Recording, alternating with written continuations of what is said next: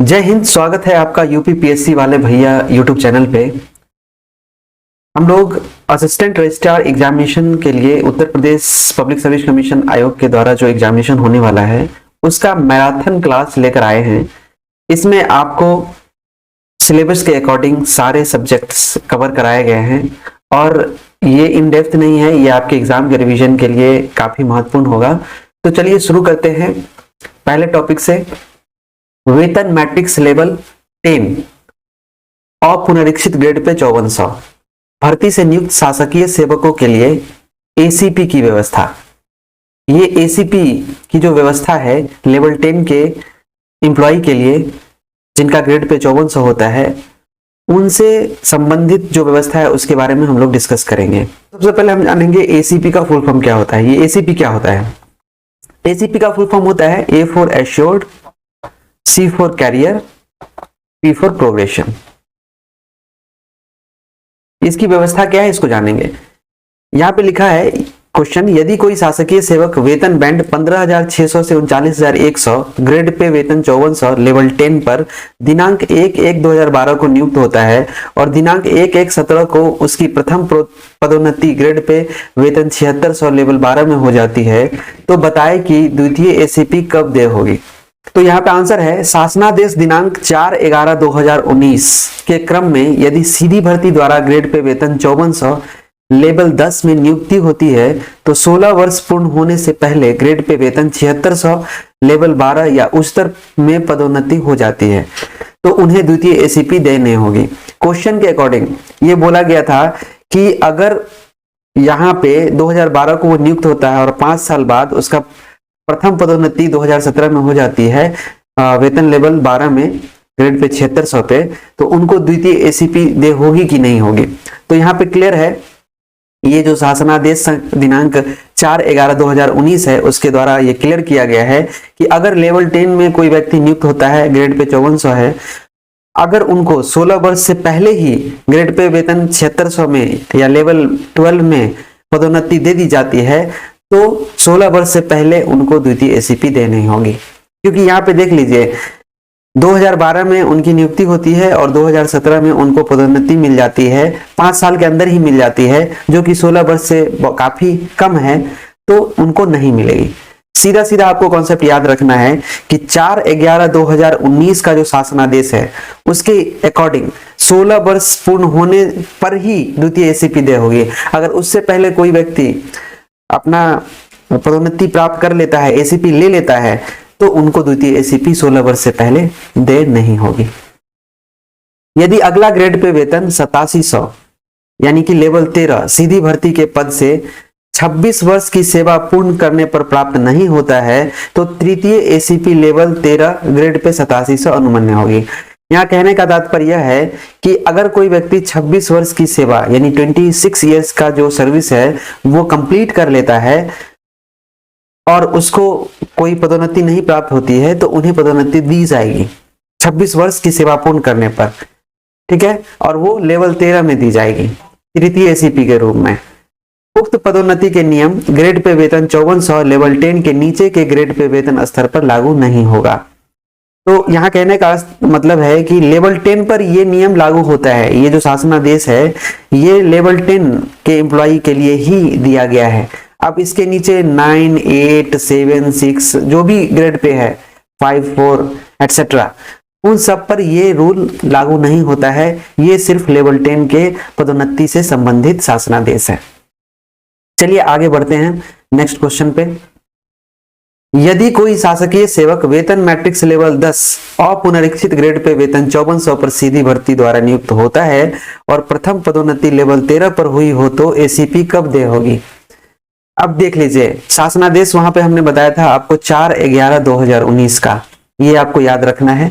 4/11/2019 में ये कहा गया है कि अगर 16 वर्ष से पहले कोई पदोन्नति प्राप्त कर लेता है तो उसको द्वितीय पदोन्नति नहीं होगी। अगर वो 16 वर्ष की सेवा प्राप्त कर लेता है तब उसको द्वितीय एसीपी देय होगी, सेकेंड एसीपी। तृतीय एसीपी, थर्ड एसीपी कब देय होगी? जब वह 26 वर्ष की सेवा प्राप्त कर लेगा। और यहाँ पे ये दिखा रहा है कि 26 वर्ष की सेवा प्राप्त करने पे उसे लेवल 13 मिलेगा।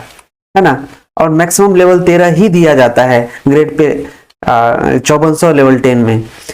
और उन्होंने क्या किया है कि सीधी भर्ती से वो नियुक्ति हुई है लेवल 10 में, और प्रथम पदोन्नति उनको लेवल 13 में ही मिल गया है ग्रेड पे 8700 पर, तो उनको कोई भी एसीपी दे नहीं होगी, ये नियम है। सीधी भर्ती ग्रेड पे 5400 लेवल 10 के शासकीय सेवकों को एसीपी के माध्यम से अधिकतम लेवल 13 ग्रेड पे 8700 ही दे है, वो अधिकतम लेवल 13 तक ही जा सकते हैं। और उन्होंने क्या किया, फर्स्ट उनका जो एसीपी था उसी में उन्होंने लेवल 13 ले लिया, लेवल 13 ले लिया, तो उनको अब कोई भी एसीपी दे नहीं होगी, याद रखना है ये। नेक्स्ट क्वेश्चन है, यदि एक अधिकारी लेवल 10 के ग्रेड पे 5400 में दिनांक 1/1/2014 को नियुक्त हुआ और उसकी पदोन्नति लेवल 11 ग्रेड पे 6600 में दिनांक 1/1/2017 को हो गई, तो अगला एसीपी कब तय होगा। यहाँ पे लेवल 10 में नियुक्त हो रहा है और उसको जो अगला करियर प्रोग्रेशन मिल रहा है, एसीपी मिल रहा है, वो लेवल 11 में मिल रहा है, 3 साल के अंदर मिल रहा है, 14 से 2017 में, तो उनको कब दे होगी। तो यहाँ नियम है, यदि किसी कार्मिक की पदोन्नति धारित पद पर 10 वर्ष से पूर्व हो जाती है तो पदोन्नति की तिथि से 6 वर्ष की सेवा पूर्ण करने पर द्वितीय एसीपी दे होगी।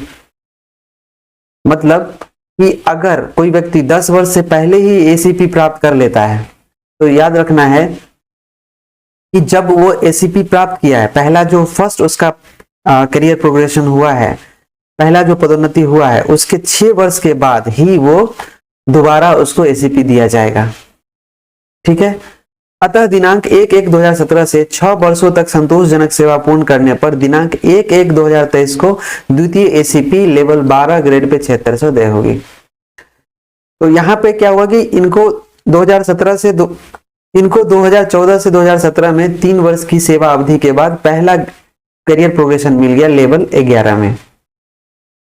तो अब इसके 6 साल बाद, यानी कि 3 और 6 9 साल की सर्विस कंप्लीट करने पे लेवल 12 में इनकी नियुक्ति हो जाएगी, पदोन्नति मिल जाएगी लेवल 12 में। क्लियर है। लेकिन अगर जोड़ कर देखें तो ये 9 साल का पूरा होता है, 14 से 3 साल होता है 2017, और 2017 में 6 वर्ष जोड़ेंगे तो 2023 हो जाता है।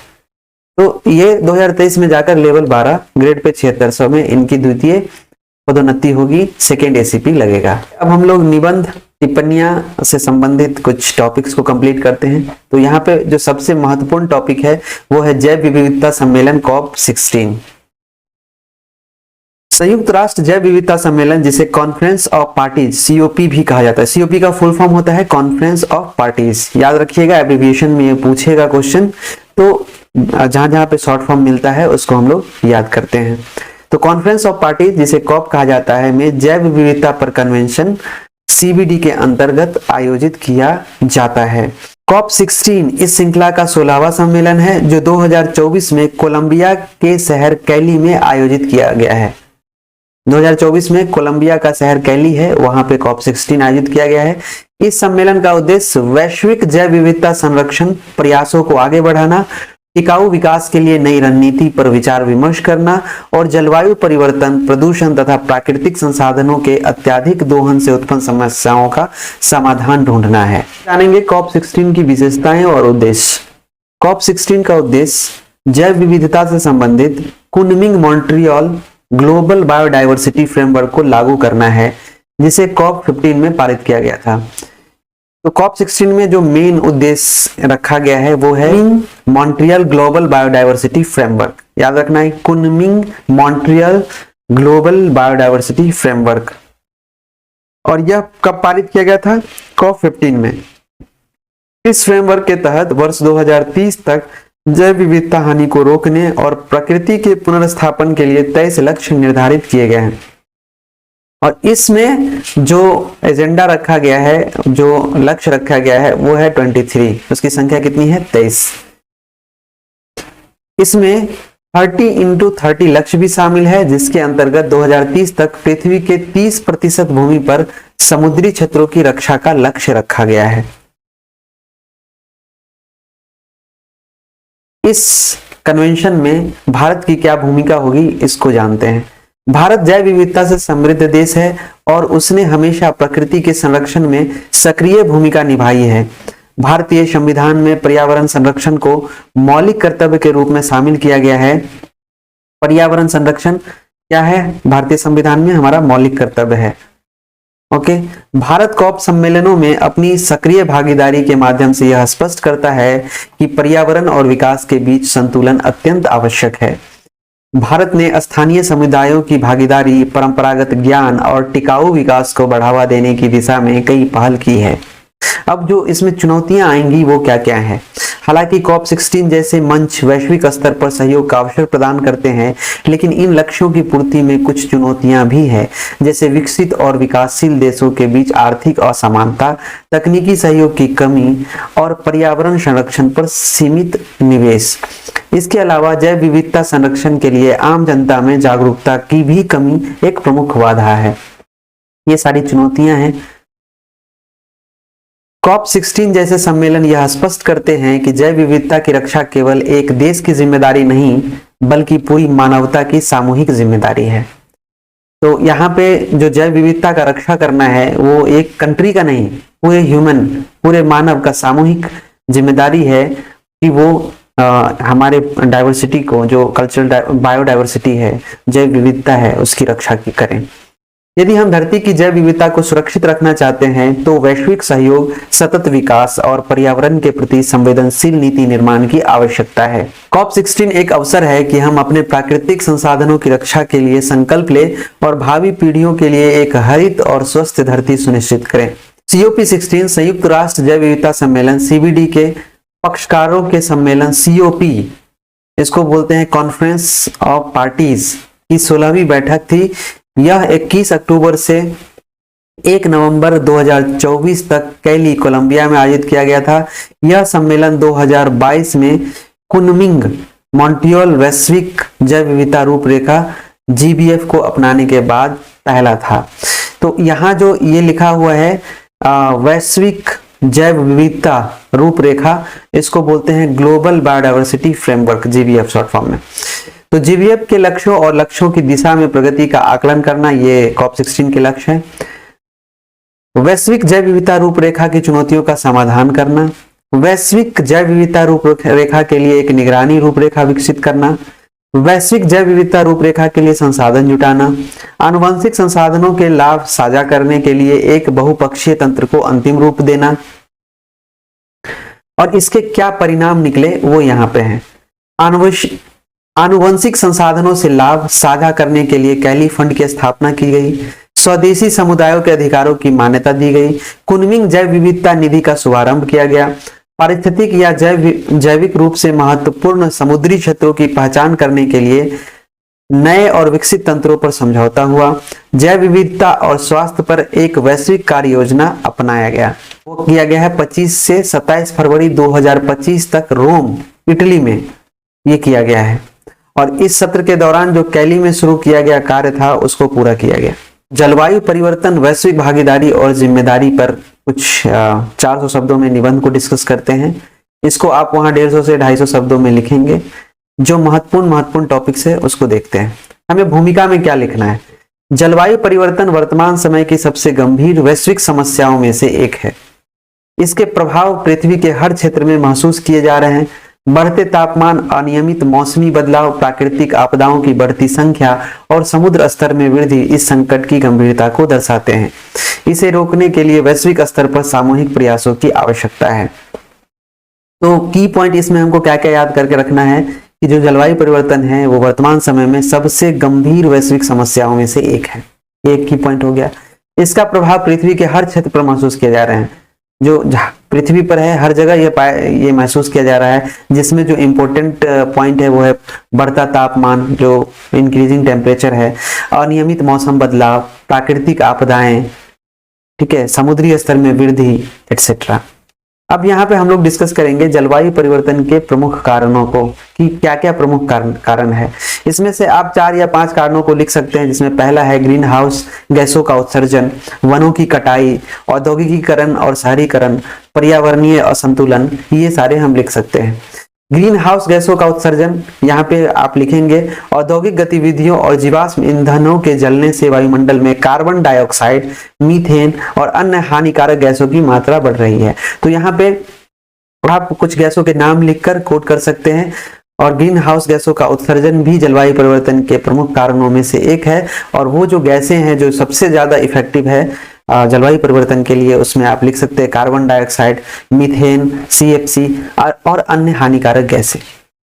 अब दूसरा पॉइंट आप लिख सकते हैं वनों की कटाई, जिसमें पेड़ कार्बन डाइऑक्साइड अवशोषित करने में मदद करते हैं, लेकिन अंधाधुंध वनों की कटाई से यह संतुलन बिगड़ रहा है। अब वन की कटाई, आप जानते हैं कि जो पेड़ पौधे होते हैं वो हमारा मित्र है, हमारे लिए जीवन दाता है, जीवन देते हैं वो, और हम अंधाधुंध पेड़ों की कटाई कर रहे हैं, जिससे क्या हो रहा है, आपको पता है कि पेड़ कार्बन डाइऑक्साइड लेता है, ऑक्सीजन छोड़ता है। तो जैसे ही हम यहाँ पे पहला पॉइंट दिखाए थे कि कार्बन डाइऑक्साइड ये हम उत्सर्जित कर रहे हैं, तो इसको अवशोषित करने के लिए पेड़ नहीं है, पेड़ काटे जा रहे हैं, तो यहाँ पे कार्बन डाइऑक्साइड की मात्रा बढ़ रही है, जिसके वजह से जलवायु परिवर्तन हो रहा है। तो हमें सबसे ज्यादा वनों का ये पेड़ पौधे लगाने चाहिए, इसकी कटाई रोकनी चाहिए। अभी तेलंगाना हैदराबाद का न्यूज आया था कि वहां के जंगलों में जो अभी कटाई हुई थी उसके लिए कितना प्रोटेस्ट हुआ है, कितने जानवर वहां मारे गए। तो ये सारी चीजें देखने को मिल रही है आए दिन, तो इन पे हम लोगों को रोक लगाना चाहिए ताकि मानव सभ्यता बचा रहे। नहीं तो वो दिन दूर नहीं है जिस तरह से हम मॉडर्नाइजेशन की तरफ भाग रहे हैं, एक दिन ऐसा आएगा कि ये आधुनिकीकरण मानव सभ्यता के लिए खतरा बन जाएगी। और खतरा बन जाएगी क्या, खतरा बन चुकी है, कहीं ये मानव सभ्यता को खत्म ना कर दे। औद्योगिकीकरण और शहरीकरण ये भी एक प्रमुख कारणों में से एक है। इसमें आप लिख सकते हैं बढ़ते औद्योगिक विकास और शहरीकरण से प्रदूषण में वृद्धि हो रही है, जिससे जलवायु प्रभावित हो रही है। नेक्स्ट आप लिखेंगे पर्यावरणीय असंतुलन। प्राकृतिक संसाधनों का अत्यधिक दोहन और जल संसाधनों का अनुचित उपयोग भी जलवायु परिवर्तन में योगदान करते हैं। पर्यावरणीय असंतुलन में प्राकृतिक संसाधनों का अत्यधिक दोहन लिख सकते हैं। उसमें आप लिख सकते हैं प्राकृतिक संसाधन का दोहन क्या क्या हो सकता है। जितनी भी प्राकृतिक चीज है जो नेचर ने हमें प्रोवाइड किया है उसको हम खत्म कर रहे हैं। जैसे एक एग्जांपल ले लेते हैं हम, कोयला लिमिट मात्रा में है, उसको हम खत्म करते जा रहे हैं। एक दिन ऐसा आएगा कि कोयला ही खत्म हो जाएगा। ओके, जल संसाधनों का अनुचित प्रयोग कर रहे हैं। अब हमारे धरती पे जितना पानी है उसमें से 1% पानी ही पीने योग्य है, लेकिन जल संसाधन जो है हमारे, उसको भी हम लोग गंदा करते जा रहे हैं। इसके वैश्विक प्रभाव को जानते हैं। वैश्विक प्रभाव में आप लिख सकते हैं 4-5 पॉइंट। वो पहला लिख सकते हैं ग्लोबल वार्मिंग और समुद्र स्तर में वृद्धि, इसको आप वैश्विक प्रभाव में लिखिएगा। अत्यधिक मौसमी घटनाएं, जैव विविधता पर प्रभाव, कृषि और खाद्य सुरक्षा पर प्रभाव। ग्लोबल वार्मिंग और समुद्र स्तर में वृद्धि, ये जो पॉइंट लिखेंगे उसमें लिखेंगे ध्रुवीय बर्फ पिघल रही है, जिससे तटीय क्षेत्रों पर खतरा बढ़ रहा है। क्योंकि ग्लोबल वार्मिंग से क्या हो रहा है कि टेम्परेचर इंक्रीज हो रहा है, और ध्रुव पर जो जमा बर्फ है ना धरती के ध्रुव पर, वो इस टेम्परेचर के बढ़ने के कारण ये गलना शुरू हो गया है। अब जब ये पिघलेगा तो पिघलने के बाद क्या करेगा, पानी बनेगा और ये समुद्र के स्तर में ऑटोमेटिकली वृद्धि करेगा। पानी का लेवल बढ़ेगा, और पानी का लेवल जैसे ही बढ़ेगा समुद्र के स्तर में बढ़ोतरी होगी, तो तटीय क्षेत्र में जो शहर है उन पर खतरा मंडराएगा। और आप देखेंगे इंडिया में मैक्सिमम, और इंडिया क्या वर्ल्ड में मैक्सिमम जगह जो शहर होती हैं वो नदी समुद्र के किनारे बसी होती है। अब इंडिया में देख लीजिए मुंबई समुद्र के किनारे बसी हुई है, वहां पे आए दिन बरसात के समय में पानी घरों में घुस जाती हैं। तो ये सारी चीजें जो हो रही हैं, कहीं ना कहीं ग्लोबल वार्मिंग इसके लिए जिम्मेदार है, क्योंकि समुद्र का पानी इंक्रीज हुआ, जिस वजह से आज कई शहरें इनकी चपेट में आ रही हैं।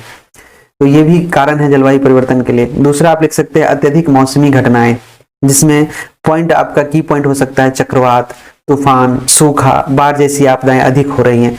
स्वाभाविक है, जैसे ही नेचर के साथ आप खिलवाड़ करेंगे तो नेचर भी हमारे साथ खिलवाड़ करेंगी। अब जैसे ही हमारा जलवायु परिवर्तन हो रहा है, उसका इम्पैक्ट ये हो रहा है कि अनियमित चक्रवातें आ रही हैं, असमय तूफान हो रहा है, सूखा पड़ रहा है, बाढ़ जैसी आपदाएं बढ़ रही हैं। तो ये सारा कारण है। तीसरा पॉइंट है जैव विविधता पर प्रभाव। यहाँ पे कई प्रजातियां विलुप्त होने की कगार पर है। स्वाभाविक है कि जब जलवायु परिवर्तन होगा, नेचर अपना रूप बदलेगा, तो जो नेचर के साथ पहले जी रहे थे जीव जंतु, उनका जीवन उनके जीवन पे खतरा आएगा तो वो ऑटोमेटिकली विलुप्त होने लगेंगे ना, वो सर्वाइव नहीं कर पाएंगे, क्योंकि वो जिस नेचर में जी रहे थे, जिस पर्यावरण में रह रहे थे, वो पर्यावरण ही चेंज हो रहा है, तो उनके अकॉर्डिंग जब पर्यावरण नहीं रहेगा तो वो तो खत्म ही हो जाएंगे। उसी प्रकार है कृषि और खाद्य सुरक्षा पर प्रभाव। बदलते मौसम चक्र से फसलों की उत्पादकता प्रभावित हो रही है। कृषि और खाद्य सुरक्षा प्रभाव है जिसके कारण बदलते मौसम चक्र से फसलों की उत्पादकता प्रभावित हो रही है। ये भी पॉइंट हम डाल सकते हैं। अब पॉइंट आता है कि इसको रोकने के लिए वैश्विक भागीदारी और क्या क्या प्रयास किए गए हैं, इस पर डिस्कस करते हैं। इसी के लिए हाल ही में COP29 सम्मेलन का आयोजन बाकू अजरबैजान में किया गया। इस सम्मेलन में कई महत्वपूर्ण निर्णय लिए गए और वो महत्वपूर्ण निर्णय क्या क्या थे उसको हम लोग यहाँ पे डिस्कस करते हैं। वो महत्वपूर्ण निर्णय थे बाकू क्लाइमेट यूनिटी पैक्ट, दूसरा था नया जलवायु वित्त लक्ष्य, समन कार्य कार्यक्रम, वैश्विक अनुकूलन लक्ष्य, लैंगिक उत्तरदायी जलवायु वित्त, नए कोयला संयंत्रों पर रोक की अपील। बाकू क्लाइमेट यूनिटी पैक्ट जो है जलवायु वित्त समन कार्यक्रम अनुकूलन लक्ष्यों पर केंद्रित है। नया जलवायु वित्त लक्ष्य 2035 तक प्रति वर्ष $1.3 ट्रिलियन जुटाने का लक्ष्य रखा गया है। समन कार्य कार्यक्रम में उत्सर्जन को कम करने के लिए विभिन्न तकनीकी उपाय लागू किए जाएंगे। वैश्विक अनुकूलन लक्ष्य जलवायु अनुकूलन को मापने के लिए बाकू अनुकूलन रोड मैप पेश किया गया है। बाकू अनुकूलन रोड मैप। लैंगिक उत्तरदायी जलवायु वित्त, महिलाओं और कमजोर वर्गों को जलवायु वित्त में प्राथमिकता देने की योजना तैयार की गई है। नए कोयला संयंत्रों पर रोक की अपील की गई है, जिसमें कोयला आधारित ऊर्जा उत्पादन को चरणबद्ध तरीके से समाप्त करने की पहल की गई है। इस सम्मेलन में यह निर्णय लिया गया है कि नए कोयला संयंत्रों पर रोक लगा दी जाएगी। अब कोई भी नया कोयला संयंत्र नहीं खोला जाएगा और जो पहले से चल रही हैं उनको बारी बारी से समाप्त कर दिया जाएगा। कोयला संयंत्र आप जान रहे हैं कि कितना हानिकारक है हमारे पर्यावरण के लिए। इनके वजह से प्रदूषण फैलता है और पर्यावरण के लिए सबसे ज्यादा जिम्मेदार कारक कोयला संयंत्र ही है, उनके गैसेस ही है। जलवायु परिवर्तन को नियंत्रित करने में राष्ट्रीय और अंतर्राष्ट्रीय संगठन के बारे में भी आप लिख सकते हैं, उनकी भूमिकाओं को लिख सकते हैं। उनमें जो महत्वपूर्ण है वो है UNEP, जिसको बोलते हैं संयुक्त राष्ट्र पर्यावरण कार्यक्रम। आप इसको लिख सकते हैं, इसका फुल फॉर्म भी पूछ सकता है, तो UNEP का फुल फॉर्म आप लिख सकते हैं U for united, N for nation, E for environment and P for programme. ये है संयुक्त राष्ट्र पर्यावरण कार्यक्रम, यूनाइटेड नेशन इन्वायरमेंटल प्रोग्राम। पर्यावरणीय मुद्दों पर वैश्विक समन्वय और सतत विकास को बढ़ावा देता है ये संयुक्त राष्ट्र पर्यावरण कार्यक्रम। जो भी इन्वायरमेंट का मुद्दा है उसमें उसके सस्टेनेबल डेवलपमेंट को बढ़ाने के लिए और ये उस पर सपोर्ट करता है, ये लिखेंगे। दूसरा आप पॉइंट दे सकते हैं संयुक्त राष्ट्र जलवायु परिवर्तन फ्रेमवर्क सम्मेलन, UNFCC, संयुक्त राष्ट्र जलवायु परिवर्तन फ्रेमवर्क सम्मेलन। इसका नाम है शॉर्ट में UNFCCC। इसका फुल फॉर्म भी पूछ सकता है, एब्रिविएशन में आप इसको लिख सकते हैं U for united, N for Nations, F for framework हो जाएगा, और C फॉर यहाँ पर पहला जो C है उसका मतलब होता है कन्वेंशन ऑन, C फॉर होता है क्लाइमेट, एंड लास्ट में जो C है उसका मतलब होता है चेंज। तो आप फुल फॉर्म लिख सकते हैं United Nations framework conventions climate change, United Nations framework convention on climate change. Hindi में अगर लिखना होगा तो आप लिखेंगे संयुक्त राष्ट्र जलवायु परिवर्तन फ्रेमवर्क सम्मेलन। इसका कार्य क्या है? जलवायु परिवर्तन से निपटने के लिए अंतरराष्ट्रीय समझौतों और वार्ताओं का आयोजन करता है। बात करते हैं अंतरराष्ट्रीय ऊर्जा एजेंसी की, जिसका शॉर्ट फॉर्म होता है IEA। आई से आप बोल सकते हैं इंटरनेशनल, E फॉर हो जाता है एनर्जी, A फॉर हो जाता है एजेंसी। अंतरराष्ट्रीय ऊर्जा एजेंसी अक्षय ऊर्जा को बढ़ावा देने और ऊर्जा सुरक्षा सुनिश्चित करने का कार्य करता है।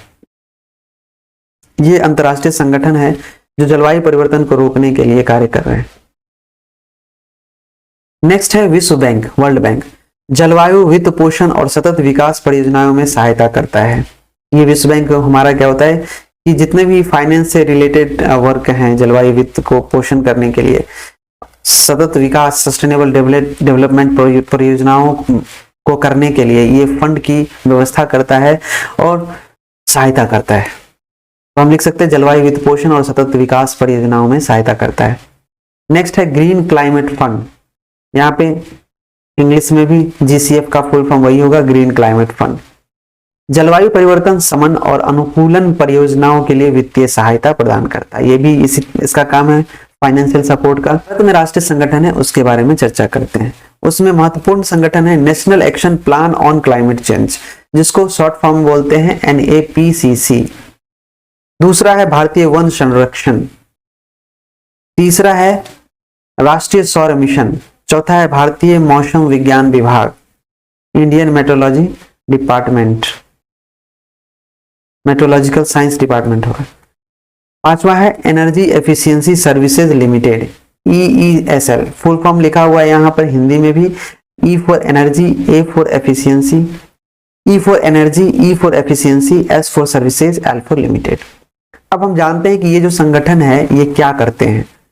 NAPCC का काम है जलवायु परिवर्तन से निपटने के लिए 8 मिशन के तहत विभिन्न योजनाओं को संचालित करता है। भारतीय वन संरक्षण FSI वनों की स्थिति की निगरानी करता है और पुनर्वनीकरण को बढ़ावा देता है।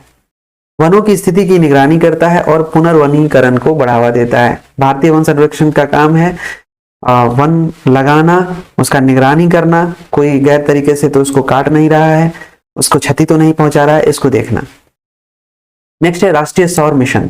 2030 तक 2080 गीगावाट और सौर उत्पादन का लक्ष्य रखा गया है इसके तहत राष्ट्रीय सौर मिशन में। भारतीय मौसम विज्ञान विभाग IMD जलवायु परिवर्तन से संबंधित पूर्वानुमान और अनुसंधान करता है। इसका काम क्या है IMD का? जलवायु परिवर्तन से संबंधित पूर्वानुमान और अनुसंधान करना। नेक्स्ट है energy efficiency services limited EESL। इसका कार्य है ऊर्जा दक्षता और हरित ऊर्जा पहल को बढ़ावा देना। जलवायु परिवर्तन का टॉपिक इंपॉर्टेंट है, इसीलिए इतना डेप्थ में हम लोग इसको डिस्कस कर रहे हैं। भारत की भूमिका और प्रयास। भारत जलवायु परिवर्तन से निपटने के लिए कई महत्वपूर्ण कदम उठा रहा है, जिसमें है नवीकरणीय ऊर्जा को बढ़ावा देना, दूसरा है वन रोपण कार्यक्रम, तीसरा है स्वच्छ भारत मिशन अभियान। अब हम लोग देखते हैं नवीकरणीय ऊर्जा को बढ़ावा। 2030 तक 500 गीगावाट नवीकरणीय ऊर्जा उत्पादन का लक्ष्य रखा गया है भारत में। वन रोपण कार्यक्रम के लिए राष्ट्रीय हरित भारत मिशन ये योजना चलाया गया है। इसके तहत वृक्षारोपण को प्रोत्साहित किया जा रहा है और बहुत ज्यादा से ज्यादा वृक्षारोपण किया जा रहा है। स्वच्छ भारत अभियान में कचरा प्रबंधन और स्वच्छता को बढ़ावा देने के लिए यह अभियान चलाया गया है, ताकि कचरा नहीं हो, स्वच्छता रहे और हमारा एनवायरनमेंट क्लीन रहे। सरकारों के साथ साथ नागरिकों की भी अहम भूमिका होती है। इसमें हम निम्नलिखित कार्य कर सकते हैं। अभी तक तो हमने एडमिनिस्ट्रेशन को दिखाया, अभी तक तो हमने मेन पॉइंट पर सबको जिम्मेदार ठहराया, लेकिन अब इसमें नागरिकों की भी भागीदारी सुनिश्चित करनी होती है, उसको भी आप लिख सकते हैं। इसमें आप ये लिख सकते हैं ऊर्जा की बचत करें, सौर ऊर्जा का उपयोग बढ़ाएं, प्लास्टिक और अन्य प्रदूषकों का कम से कम उपयोग करें, वृक्षारोपण करें, वन संरक्षण में योगदान दें, जल और अन्य संसाधनों का विवेकपूर्ण उपयोग करें, सार्वजनिक परिवहन और साइकिल चलाने को बढ़ावा दें। क्लियर है? तो इतना हम अगर करेंगे तो हम इन्वायरमेंट के हितैषी हो जाएंगे और हमारा इन्वायरमेंट इतना गंदा नहीं होगा, इतना प्रदूषित नहीं होगा और काफी हद तक हम अपने प्रकृति को बचा सकते हैं। निष्कर्ष में हम लिख सकते हैं जलवायु परिवर्तन मानवता के लिए एक चुनौती बन चुका है। इसे रोकने के लिए वैश्विक स्तर पर ठोस नीतियां और सामूहिक प्रयासों की जरूरत है। सरकारें, उद्योग, वैज्ञानिक और नागरिक सभी को मिलकर कार्य करना होगा।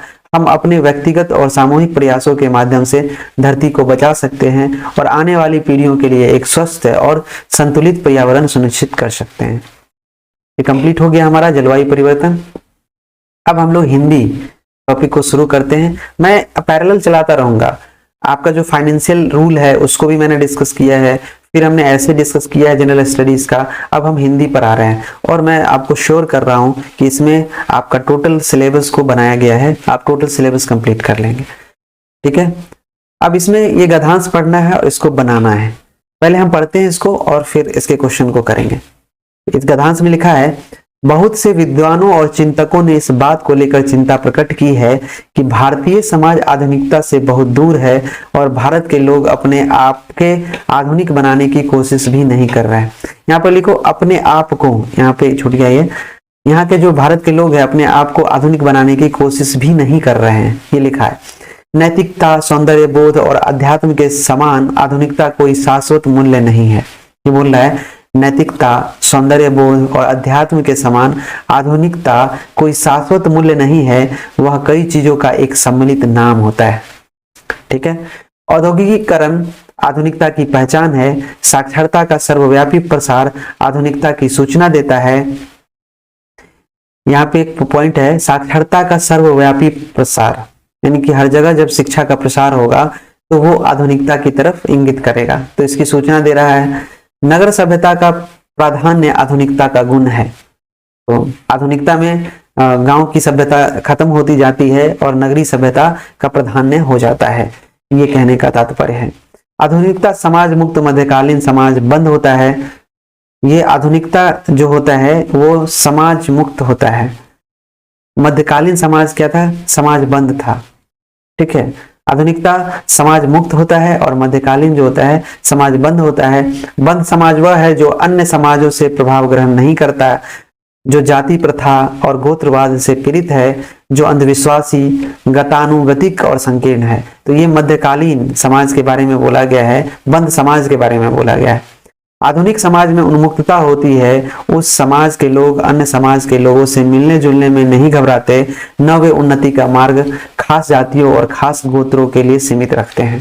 तो ये डिफरेंसेस दिखाया गया है कि जो बंद समाज के लोग होते हैं वो जातिवाद गोत्रवाद में फंसे होते हैं, लेकिन आधुनिक समाज जो होता है वो सबसे मिलते जुलते हैं और उन्नति के मार्ग पर आगे बढ़ते हैं। इनके लिए जाति गोत्र कोई मायने नहीं रखता। लेकिन ये आधुनिकता के बाहरी लक्षण है। यूरोप और अमेरिका में जो आधुनिकता फैली है उसका असली कारण वैज्ञानिक दृष्टिकोण की प्राथमिकता और प्राबल्य है। यह दृष्टिकोण उद्योग और टेक्नोलॉजी से उत्पन्न नहीं हुई, बल्कि उद्योग और टेक्नोलॉजी ही उसके परिणाम है। तो यहाँ पे आधुनिकता का एक दूसरा रूप भी दिखाया है यूरोप और अमेरिका के परिप्रेक्ष्य में, कि वहां जो आधुनिकता फैली है उसका जो कारण है, मेन कारण वो है उद्योग और टेक्नोलॉजी, जिसके कारण वहां पे आधुनिकता आई है। यूरोप और अमेरिका का सबसे बड़ा लक्षण वैज्ञानिक दृष्टि है, निष्ठुर होकर सत्य को खोजने की व्याकुलता है और इस खोज के क्रम में श्रद्धा, विश्वास, परंपरा और धर्म लिखा गया, ये धर्म होगा, किसी भी बाधा को बुद्धि सहने को तैयार नहीं है। ठीक है, तो जब जैसे ही ये वैज्ञानिक दृष्टिकोण और एकदम निष्ठुर होकर के सत्य खोजेगा तो वहां पे इसका क्या होगा, मोरल वैल्यू खत्म हो जाएगा, श्रद्धा खत्म हो जाएगा, विश्वास खत्म हो जाएगा, परंपरा और धर्म के बाधा को ये नहीं मानेगा। आधुनिक मनुष्य के बारे में सामान्य कल्पना यह है कि वह अपने चिंतन में निर्भय और निर्भीक होता है। जो बात बुद्धि की पकड़ में नहीं आती उसे नया मनुष्य स्वीकार नहीं करता, और जो बातें बुद्धि से सही दिखाई देती है उनकी वह खुली घोषणा करता है, भले ही उनसे नैतिकता, चिरपोषित विश्वास अथवा किसी परंपरा का खंडन क्यों न होता हो। यहाँ पे कहने का मतलब ये है कि जो आधुनिक समाज के व्यक्ति होते हैं उनके अनुसार से जो चीज वो समझ जाते हैं वैज्ञानिक दृष्टिकोण से जो स्वीकार्य है उसको वो सहज स्वीकार करते हैं, खुली घोषणा करते हैं। उसमें अगर वो चीजें जो वैज्ञानिक दृष्टिकोण से उन्होंने पाया है, अगर वो चीजें नैतिकता और विश्वास का खंडन भी करता है, नैतिकता के विरुद्ध भी है, फिर भी वो उसको एक्सेप्ट करते हैं। अब यहाँ पे क्वेश्चन 3 बनाना है आपको, ये एग्जाम में आएगा इसी तरह से। तो पहला क्वेश्चन है उपयुक्त गद्यांश का उचित शीर्षक लिखिए, ये आएगा। फिर दूसरा टाइप का क्वेश्चन आएगा मूल गद्यांश का सारांश लगभग 1/3 शब्दों में लिखिए, और तीसरा आएगा रेखांकित अंशों की व्याख्या कीजिए। यहाँ पर हम दिए गए गद्यांश के लिए एक उपयुक्त शीर्षक लिख सकते हैं, और ये लिख सकते हैं आधुनिकता और भारतीय समाज, जो कि बार बार यहाँ पे देखिए आधुनिकता की चर्चा की गई। मैं बार बार इस चीज पर क्यों जोर दे रहा था, भारतीय समाज। देखिए यहाँ पे वह बहुत से विद्वान और चिंतकों ने इस बात को लेकर चिंता प्रकट की है कि भारतीय समाज, यहाँ पे भारतीय समाज की चर्चा हुई है, आधुनिकता से बहुत दूर है। यहाँ पे देखिए आधुनिकता आएगा, फिर यहाँ पर आप जाइएगा तो आधुनिकता आएगा, फिर बार बार जिस चीज का देखिए यहाँ पे आएगा, चर्चा होगा ना, ज्यादातर चांसेस होता है कि उसी को उसका शीर्षक बनाया जाता है। यहाँ पे देखिए आधुनिकता, आधुनिकता, आधुनिकता, ओके, यहाँ आइए। तो ये आधुनिकता जो चर्चा हो रही है, ये किसके लिए हो रही है? भारतीय समाज के लिए। बार बार जो आधुनिकता शब्द का उपयोग किया गया है, जो कल्पना की गई है आधुनिकता के लिए, वो भारतीय समाज के लिए की गई है। तो हम यहाँ पे लिख देते हैं इसका शीर्षक आधुनिकता और भारतीय समाज। क्लियर है? गद्यांश का सारांश लगभग 1/3 शब्दों में लिखिए। तो इसको आप काउंट कर लीजिएगा। काउंट करने के बाद इसको 1/3 में अपने शब्दों में लिखना है। यहाँ पर मैंने लिखा है, देखिए आप ऐसे लिख सकते हैं, इस गद्यांश में विचारकों ने यह चिंता व्यक्त की है कि भारतीय समाज आधुनिकता से काफी दूर है और लोग इसे अपनाने के लिए तत्पर नहीं दिख रहे हैं। भारतीय समाज में नैतिकता, सहिष्णुता और आध्यात्मिकता को आधुनिकता के समान नहीं माना जाता है। तो आपने नैतिकता, मैंने यहाँ बताया है ना कि आधुनिक समाज के लोग नैतिकता को अब स्वीकार नहीं करते हैं, चिरपोषित जो विश्वास है उसका भी खंडन करते हैं। तो यहाँ पे वो चीज भी लिख दिए। यहाँ वास्तव में औद्योगिकीकरण और विज्ञान आधुनिकता के आधार माने जाते हैं, लेकिन केवल इन्हीं से आधुनिकता नहीं आती, बल्कि यह वैज्ञानिक दृष्टिकोण और तार्किकता पर आधारित होती है। तो यहाँ पे एक लाइन ये भी लिखा गया, औद्योगिकीकरण और विज्ञान आधुनिकता के आधार पर माने जाते हैं, लेकिन केवल इन्हीं से आधुनिकता नहीं आती, बल्कि यह वैज्ञानिक दृष्टिकोण और तार्किकता पर आधारित होती है। तो जो मॉडर्न कल्चर है ना, उसमें आपको साइंटिफिक चीजें लानी पड़ेंगी और एक रीजन होगा कोई भी चीज का, तभी वो मॉडर्न समाज उसको एक्सेप्ट करेगा। ये चीज भी लिख दी है। पश्चिमी देशों में आधुनिकता का आधार वैज्ञानिक सोच है, जो परंपराओं और रूढ़ियों से मुक्त है। हमारे भारतीय समाज में क्या है कि परंपरा बना हुआ है, एक सेट ऑफ रूल है, कास्ट सिस्टम और रिलीजन एटसेट्रा, जिसके हिसाब से भारतीय समाज रन कर रहा है। अब भारतीय समाज को आधुनिक बनाने के लिए वैज्ञानिक दृष्टिकोण को अपनाना होगा और रूढ़ियों से बाहर निकलना होगा। तो उस जो पैसेज है, जो ऐसे है, इसका जो मेन सार है उसको आपको यहाँ पे लिखना होता है। बहुत सारे लोग क्या करते हैं, इसी में से काट छांट करके इसी के लैंग्वेज में लिख देते हैं, तो एग्जामिनर भी नंबर आपका काट छांट देता है। आप गद्यांश पढ़ने के बाद क्या समझे उसको अपने शब्दों में, 1/3 शब्दों में लिखिए और एकदम इफेक्टिव लिखिए, ताकि आपको मार्क्स मिल पाए। नेक्स्ट है गद्यांश में उल्लिखित मुख्य वाक्यों की व्याख्या कीजिए। अब उसमें कुछ वाक्य लिखा है, उसको आपको बनाना है, जो अंडरलाइन किया हुआ है। औद्योगिकीकरण आधुनिकता की पहचान है, इसका मतलब क्या होता है? तो आप लिखेंगे, यह कथन स्पष्ट करता है कि किसी समाज की आधुनिकता का स्तर उसके औद्योगिक विकास से जुड़ा है होता है। जब कोई समाज तकनीकी प्रगति करता है और विज्ञान को अपनाता है, तो वह आधुनिकता की ओर बढ़ता है। क्लियर है? इसका अर्थ आप यही समझे। यहाँ पे आप ये लिख सकते हैं, पश्चिमी देशों की आधुनिकता वैज्ञानिक दृष्टिकोण से उत्पन्न हुई है। इसका मतलब क्या है? यह कथन बताता है, ये लिखना है आपको, पश्चिमी देशों की प्रगति और आधुनिकता का मूल कारण उनका वैज्ञानिक दृष्टिकोण और तार्किकता होता है, न कि केवल तकनीकी विकास। आधुनिक व्यक्ति तकसील होता है, वह रूढ़ियों में नहीं बंधता। इसका मतलब क्या है? यह कथन आधुनिकता की असली पहचान को दर्शाता है। एक आधुनिक व्यक्ति केवल परंपराओं और अंधविश्वासों का पालन नहीं करता, बल्कि तर्क और वैज्ञानिक सोच के आधार पर निर्णय लेता है। तो तर्कशील और रूढ़ियों की जब बात आएगी तो इस तरह से आप लिखेंगे। अब यहाँ पे अंडरलाइन जो वर्ड किया हुआ है, ठीक है, इसके बारे में आपसे पूछेगा कि इसकी व्याख्या कीजिए, कि इसका मतलब क्या होता है। तो यहाँ पे 3 है, 3 क्वेश्चन इससे बन सकते हैं और 3 क्वेश्चन पूछा जा सकता है, उसको आपको लिखना है। जैसे क्वेश्चन है, और इसको देखिए यहाँ पे हमने लिख दिया है कि इस कथन का अर्थ है। ऐसे लिखने से अच्छा होगा कि आप लिखेंगे, लिख सकते हैं कि उपयुक्त रेखांकित वाक्यों के माध्यम से कवि यह कहना चाहता है कि आधुनिकता का अर्थ केवल परंपराओं का अंधानुकरण नहीं है, बल्कि वैज्ञानिक दृष्टिकोण अपनाना होता है। जो लोग रूढ़ियों और संकीर्ण मानसिकता में फंसे होते हैं, वे आधुनिक नहीं कहे जा सकते। ऐसे लिख सकते हैं। नैतिकता, सहिष्णुता और आध्यात्मिकता आधुनिकता से अलग कोई मूल्य नहीं है, इसको लिखिए। तो आप इसको भी ऐसे लिख सकते हैं, उपयुक्त रेखांकित वाक्यों के माध्यम से कवि कहना चाहते हैं कि नैतिकता, सहिष्णुता और आध्यात्मिकता आधुनिकता के विपरीत नहीं है, बल्कि ये समाज के विकास के आवश्यक अंग है। आधुनिकता का अर्थ केवल तकनीकी प्रगति नहीं, बल्कि एक संतुलित और प्रगतिशील सोच को भी अपनाना है।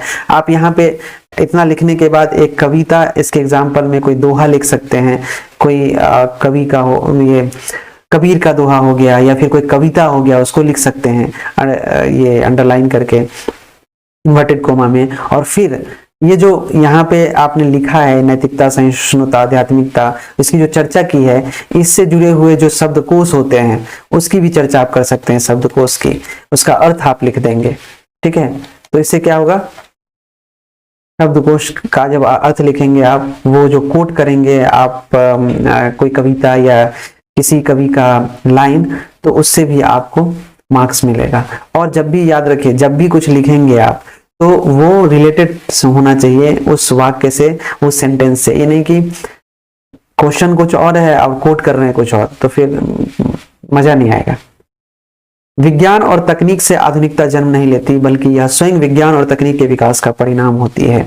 अब इसको लिखना है जिस तरह से मैंने बताया कि उपयुक्त रेखांकित वाक्यों के माध्यम से कवि कहना चाहते हैं कि आधुनिकता केवल औद्योगिकीकरण और तकनीकी उन्नति से नहीं आती, बल्कि यह एक वैज्ञानिक सोच और तर्कशीलता की उपज होती है। जब समाज में वैज्ञानिक दृष्टिकोण विकसित होता है, तभी वास्तविक आधुनिकता संभव हो पाती है। और आधुनिकता से संबंधित यहाँ पे कोट रहेगा, कविता रहेगा, उसके बाद एब्रिविएशन रहेगा, शब्दकोश आप लिख देंगे, शब्दार्थ लिख देंगे कठिन कठिन शब्द का नीचे में, और फिर कंक्लूड करेंगे तो आपको मार्क्स मिलेगा। देखिए यहाँ पे ये जो लाइन है आप पढ़ेंगे तो यहाँ पे आपको आंसर मिलेगा। जैसे यह दृष्टि उद्योग और टेक्नोलॉजी से उत्पन्न नहीं हुई, बल्कि उद्योग और टेक्नोलॉजी ही इसके परिणाम है। इसे आप बना सकते हैं।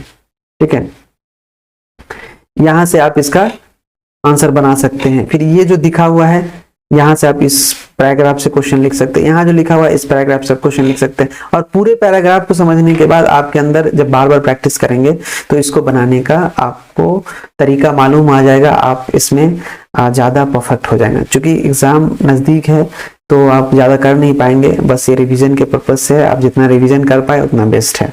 कुछ जो है अनअप्रोप्रिएट है, इसको हम लोग स्किप करेंगे। फिर भी ऊपर ऊपर से हम लोग देख लेते हैं कि हिंदी आलेखन में क्या क्या पूछे जाएंगे। शासकीय, अशासकीय पत्र, कार्यालय आदेश, कार्यालय ज्ञापन, परिपत्र, विज्ञप्ति, निविदा, सूचना, टिप्पणी इत्यादि हमारे सिलेबस में है। इसको देखते हैं। देखिए यहाँ पे हम लोग पत्रों के प्रारूप को डिस्कस करेंगे, उसके डिफरेंसेस को देखेंगे, और व्याकरण का पोर्शन ना अलग से हम लोग करेंगे, इसमें नहीं है, वो हम लोग अलग से कर लेंगे। मुख्य रूप से पत्रों को निम्नलिखित दो वर्गों में विभाजित किया गया है। एक होता है इनफॉर्मल लेटर, दूसरा होता है फॉर्मल लेटर। इनफॉर्मल लेटर को अनौपचारिक पत्र बोलते हैं और फॉर्मल लेटर को औपचारिक पत्र बोलते हैं। अनौपचारिक पत्र जो होता है वो होता है व्यक्तिक अथवा व्यक्तिगत पत्र, अनौपचारिक इसको पर्सनल लेटर बोलते हैं। और व्यक्तिगत पत्र जो होते हैं उसमें व्यक्तिगत मामलों, पारिवारिक सदस्यों, मित्रों इत्यादि को ये पत्र लिखा जाता है। ठीक है, आगे हम लोग इसको छोड़ के निकलते हैं। और औपचारिक पत्र जो होता है इसके बारे में हम लोग को ज्यादा पढ़ना है, यही इसी से क्वेश्चन आएगा। औपचारिक पत्रों को निम्नलिखित वर्गों में विभाजित किया जाता है। एक होता है प्रार्थना पत्र, दूसरा होता है संपादकीय पत्र, तीसरा होता है कार्यालयीय पत्र, और चौथा है व्यावसायिक पत्र। प्रार्थना पत्र आवेदन पत्र होता है, अवकाश, सुधार, आवेदन के लिए लिखा गया पत्र होता है। संपादकीय पत्र शिकायत, समस्या, सुझाव, अपील और निवेदन के लिए लिखे जाते हैं। कार्यालयीय पत्र किसी सरकारी अधिकारी, विभाग को लिखे गए पत्र होते हैं। और व्यावसायिक पत्र दुकानदार, प्रकाशक, व्यापारी, कंपनी आदि को लिखे गए पत्र होते हैं। यहाँ पे व्यावसायिक पत्र का नमूना दिया गया है, कैसे लिखा जाता है।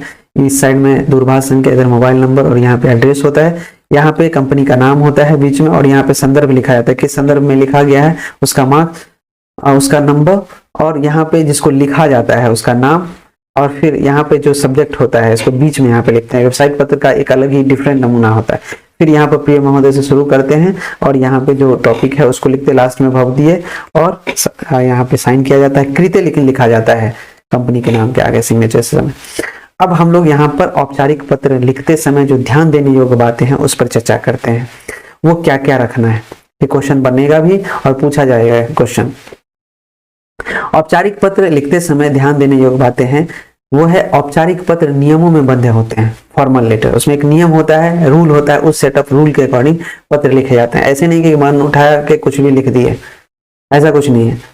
तो यहाँ पे फॉर्मेट बना हुआ उसी फॉर्मेट में लिखा जाता है। इस प्रकार के पत्रों में नपीतुली भाषा का प्रयोग किया जाता है। इसमें अनावश्यक बातों, कुशल क्षेम आदि का उल्लेख नहीं किया जाता है। पत्र का आरंभ व अंत प्रभावशाली होना चाहिए। पत्र की भाषा सरल, लेख स्पष्ट व सुंदर होनी चाहिए। यदि आप कक्षा अथवा परीक्षा भवन से पत्र लिख रहे हैं तो कक्षा अथवा परीक्षा भवन का नाम अपने पते के स्थान पर तथा क ख ग अपने नाम के स्थान पर लिखना चाहिए। ये नहीं कि किसी व्यक्ति विशेष का नाम लिख दीजिए, रोल नंबर लिख दीजिए, तो ये गलत माना जाएगा। तो यहाँ पर परीक्षा भवन में आप लिख रहे हैं तो परीक्षा भवन का नाम लिखिए और व्यक्ति के नाम की जगह पे क ख ग लिख दीजिए। पत्र पृष्ठ के बाईं ओर से हाशिए के साथ मिलाकर लिखे जाते हैं। तो ये बाईं ओर का हाशिया मिलाकर लिखा जाता है बाईं ओर से। और पत्र को एक पृष्ठ में ही लिखने का प्रयास करना चाहिए ताकि तारतम्यता बनी रहे। एक ही पृष्ठ में लिखने का कोशिश करना है, दूसरे पृष्ठ पर पत्र नहीं जाए, इससे उसकी तारतम्यता जो होती है वो बनी रहती है, अच्छा लगता है। आगे हम लोग बात करते हैं शासकीय या राजकीय या सरकारी पत्र के बारे में।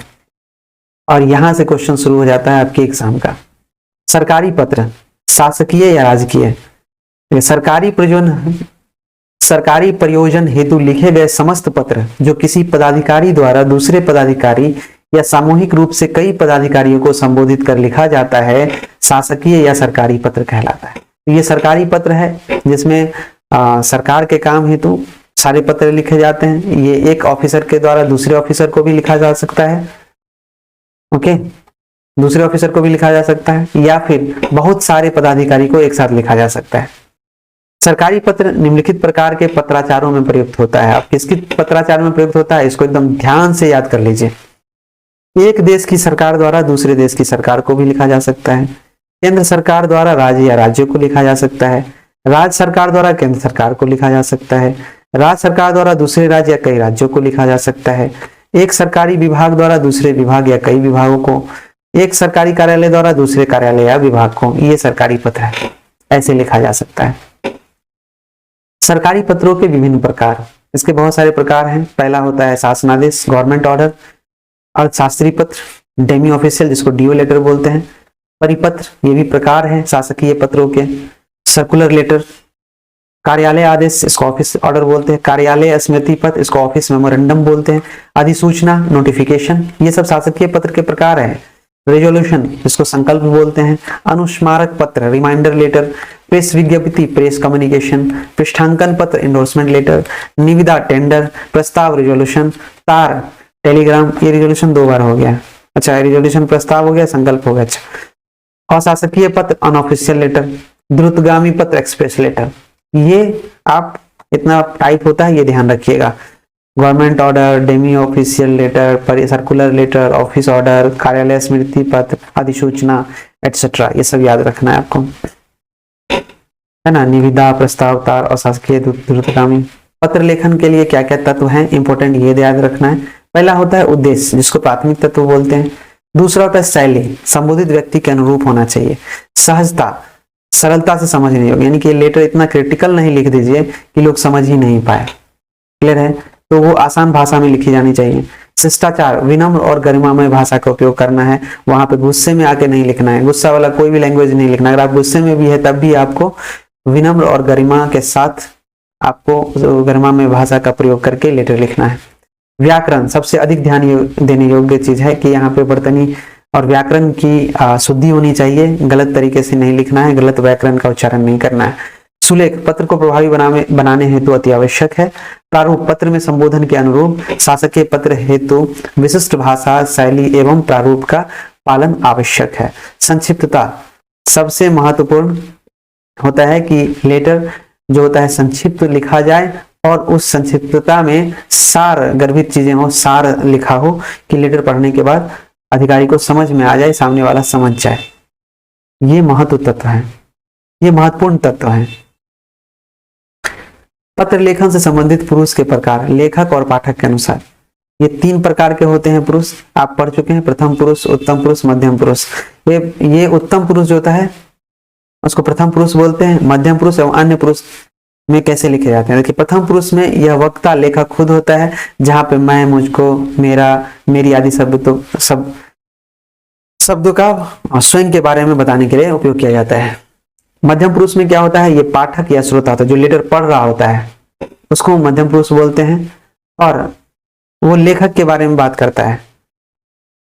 और यहाँ पर श्रोता के लिए आप, तुम, तुमको, तुझे, तू आदि शब्दों का प्रयोग होता है। अन्य पुरुष वह होता है जहां तीसरे आदमी के बारे में श्रोता और वक्ता बात करते हैं, जैसे हम और आप बात कर रहे हैं किसी तीसरे के बारे में, राम रहीम बात कर रहा है श्याम के बारे में, तो उसको अन्य पुरुष बोलते हैं। यहाँ पे जो वर्ड यूज होता है वो होता है यह, वह, ये, वे आदि शब्दों के बारे में। यहाँ पे जो शब्द यूज होता है यह, वह, ये, वे आदि शब्द तीसरे व्यक्ति के बारे में बताने के लिए उपयोग किया जाता है। अब यहाँ पे हम लोग बात करते हैं सरकारी पत्र के बारे में। सरकारी पत्र की विशेषताएं क्या होती है? यह पूर्णतः औपचारिक होता है, व्यक्तिगत बातों का उल्लेख नहीं होता है। अपवाद अगर बात करें तो अर्धशासकीय पत्र को कहा गया है। अर्धशासकीय पत्र जो होता है ना, ये अपवाद माना जाता है सरकारी पत्रों का, क्योंकि यहाँ पे व्यक्तिगत बातों की चर्चा होती है, व्यक्तिगत रूप से यहाँ पे लिखा जाता है लेटर। जैसे कोई कार्य बहुत दिनों से पड़ा हुआ है और सेम रैंक का पदाधिकारी है, तो वो एक दूसरे को लेटर लिखते हैं कि देखिए हमने आपको यह पत्र भेजा था लेकिन वह कार्य अभी तक संपन्न नहीं हुआ, कृपया आप इस पर संज्ञान ले, देखें।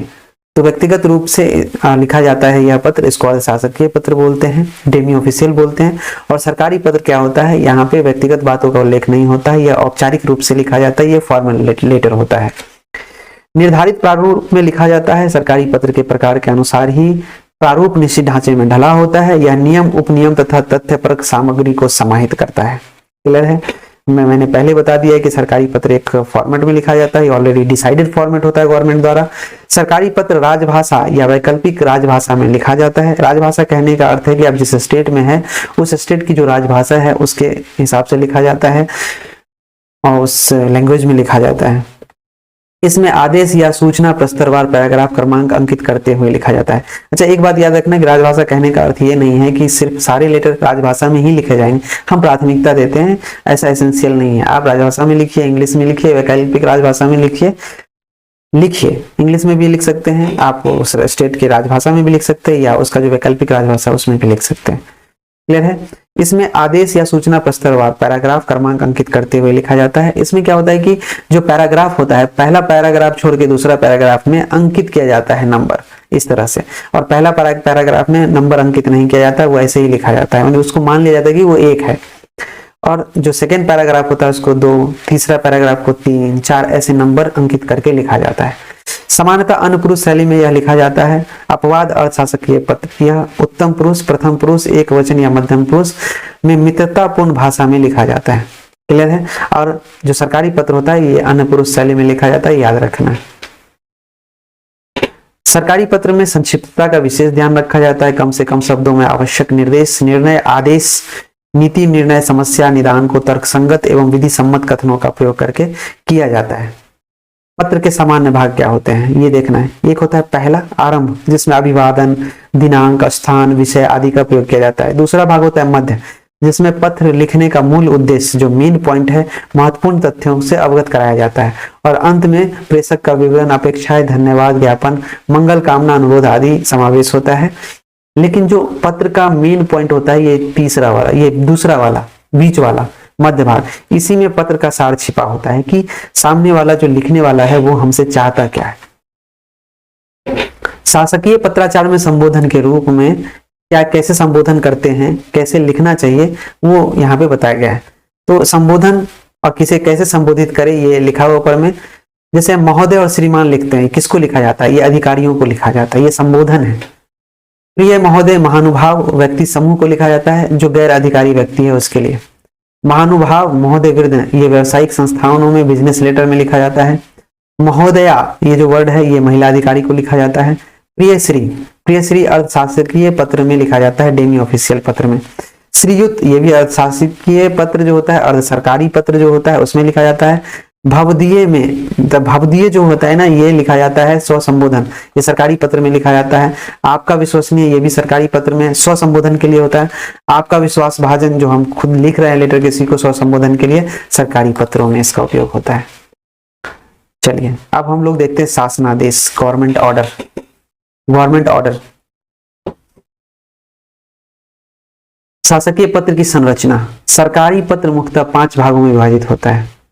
सबसे ऊपर में जो लिखा जाता है वो पत्रांक, जिसमें होता है पत्र संख्या, अनुभाग, वर्ष, तिथि, स्थान के बारे में उल्लेख होता है। उसी में नंबर में दूसरा होता है संबोधन प्लस विषय, जिसमें प्रेषक, प्रेषित और विषय और संबोधन का चर्चा होता है। और फिर होता है मुख्य भाग, इसमें प्रसंग, भूमिका, तथ्य, कारण का उल्लेख, तर्क और निष्कर्ष। और चौथा होता है निर्देश, अनुरोध और निष्कर्ष पे निकलते हैं। और पांचवा होता है पृष्ठांकन, पृष्ठांकन बोलते हैं उसको, कि इसकी प्रति किसको किसको दी गई है। शासनादेश के आलेखन की विशेषताएं, क्या विशेषताएं ये देखिए। पत्र में सर्वप्रथम ऊपर दाहिनी ओर पत्र संख्या अंकित किया जाता है। ये मानो पत्र है, ये जो आपके पास ये स्क्रीन दिख रहा है, और इसका जो दाहिना भाग होगा ये यहाँ से होगा, ये हुआ दाहिना भाग। ये बोल रहा है दाहिना ओर से पत्र संख्या लिखते, तो यहाँ से आप संख्या लिखेंगे पत्र का, जो भी है 1 CP 2 उत्तर प्रदेश, ऐसे, ठीक है। तदुपरांत बाईं ओर से प्रेषक लिखा जाता है, और ये भाग होता है इसके ठीक एक स्पेस नीचे दे करके, ये हो गया इसका बाईं भाग। यहाँ आप प्रेषक लिखेंगे और फिर वहां पे अधिकारी का नाम, उसका पता, ठीक है। ये प्रेषक हो गया, फिर प्रेषित जिसको भेजा गया। और याद रखना कि एक ही सीध में होना चाहिए, आगे पीछे नहीं होना चाहिए। फिर यहाँ पे जिसको भेजा रहा है अधिकारी का नाम, स्थान, ठीक। प्रेषित या सेवा में भी लिख सकते हैं, ठीक है, ऐसा रहता है। बाईं ओर प्रेषक का नाम, पदनाम भी अंकित किया जाता है। प्रेषक के नीचे प्रेषिति अर्थात पत्र जिसके पास भेजा जा रहा है उसका पदनाम, कार्यालय, स्थान, नाम अंकित किया जाता है। ये क्लियर मैंने बता दिया आपको। प्रेषिति के नीचे बाईं ओर विभाग या अनुभाग लिखा जाता है। देखो ये जो बाईं ओर है, ठीक उसके नीचे, प्रेषिति के नीचे यहाँ पर जिस अनुभाग से लिखा जा रहा है उसका अनुभाग, संख्या, जो भी 1 2 जो भी है, विभाग का नाम लिख देते हैं। और ठीक इसके सामने में दाहिनी ओर दिनांक लिखा जाता है। लेटर के दाहिनी सामने दिनांक, तिथि लिखी जाती है, ठीक है। हम जहां से लिख रहे थे, हम लखनऊ से लिख रहे थे, लखनऊ कॉमा यहाँ पे दिनांक, क्लियर है। ये दाहिनी ओर लिखा जाता है, बाईं ओर अनुभाग, दाईं ओर दिनांक, ठीक सामने सामने। अनुभाग विभाग के नीचे बाईं ओर विषय लिखा जाता है। अब जैसे ही यहाँ पर अनुभाग विभाग लिख दिए तो इसके नीचे आप विषय लिखिएगा। और विषय में संक्षिप्त में लिखा जाता है सार, क्या लेटर में क्या आप लिखना चाह रहे हैं, यह अति संक्षिप्त होना चाहिए तथा पत्र के केंद्रीय विषय पर आधारित होना चाहिए। जो पत्र आप लिख रहे हैं उसका मुख्य भाग, मुख्य बिंदु क्या है, वो विषय में अंकित होना चाहिए। इसके पश्चात महोदय या महोदया लिंग के अनुसार लिखेंगे, मतलब आप विषय लिख दिए, उसके नीचे, ठीक उसके नीचे आप क्या लिखेंगे, यहाँ पर महोदय लिखेंगे। अगर पुरुष है तो पुरुष अधिकारी, और महिला है तो महोदया। अब आरंभ करेंगे। अब लिखेंगे कैसे, पत्र लेखन का प्रारंभ जो होता है, ये लिखेंगे मुझे यह कहने का निर्देश हुआ है कि कृपया पत्रांक, जो भी है पत्रांक संख्या यहाँ पे डालेंगे इस यहाँ पे, और उसका संदर्भ ग्रहण करें यहाँ से। और उसके बाद मुझे यह कहने का निर्देश हुआ है कि का उल्लेख इसलिए कर दिया जाता है कि प्रायः शासकीय पत्र शासन के सचिव, संयुक्त सचिव, उप सचिव या अनुसचिव आदि के हस्ताक्षर से भेजे जाते हैं। और ये भेजे जाने वाले जो पत्र होते हैं इस अधिकारी के द्वारा नहीं भेजकर राज्यपाल के नियंत्रणाधीन जो कार्यालय है, राज्य मंत्रिमंडल, मंत्रिपरिषद, उसके अधीन भेजे जाते हैं। इसीलिए लिखते हैं उन्हीं का रेफरेंस देकर कि मुझे यह कहने का निर्देश हुआ है कि कृपया पत्रांक इतना का संदर्भ ग्रहण करें। अब तब लिखा जाता है लेटर। यहाँ पे ना पत्र का देखिए प्रारूप है, यहाँ पे पत्र का देखिए बाईं ओर मैंने बताया था संख्या लिखना है, लिखा हुआ है संख्या, ये संख्या आप लिख दीजिएगा। इधर प्रेषक लिखा हुआ है और जिसको भेज रहे हैं उनका नाम, उसका पद और जगह का नाम लिखा हुआ है। फिर देखिए जिनको भेजा जा रहा है, यहाँ पर प्रेषिति भी लिख सकते हैं, सेवा में भी लिख सकते हैं। कुल सचिव को भेजा जा रहा है, राज्य विश्वविद्यालय को, एड्रेस लिखा हुआ है। अब अनुभाग का नाम यहाँ पे लिखा हुआ है और दिनांक यहाँ लिखा हुआ। हमने बोला था लखनऊ में, ये वो छूट गया यार, ऐसे होगा लखनऊ, ठीक है। और दिनांक लिखा हुआ है, सेम जैसा वहां पे लिखा हुआ है उसी को यहाँ पे फॉर्मेट में दिखा रहे हैं।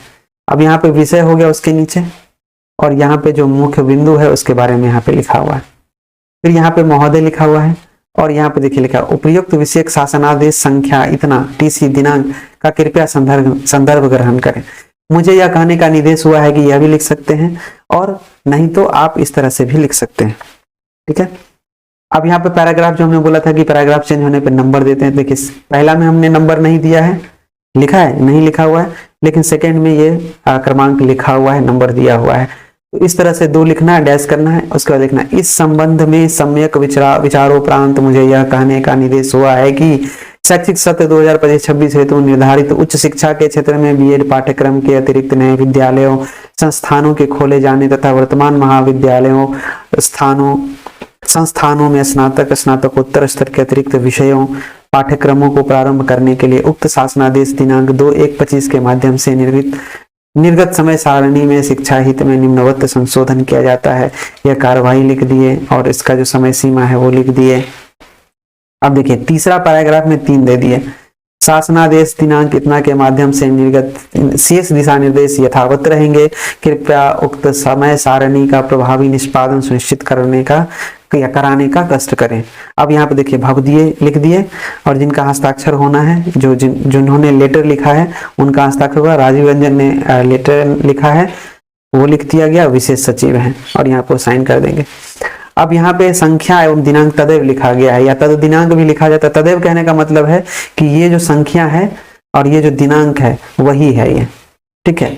और प्रतिलिपि निम्नलिखित को सूचनार्थ एवं आवश्यक कार्यवाही हेतु प्रेषित। अब जिसको जिसको अब लिख भेज और जिसको जिसको आप ये प्रति भेज रहे हैं उसका नाम लिखेंगे, 2 3 जिनको भी भेजना है उनका पदनाम लिखेंगे और एड्रेस लिखेंगे।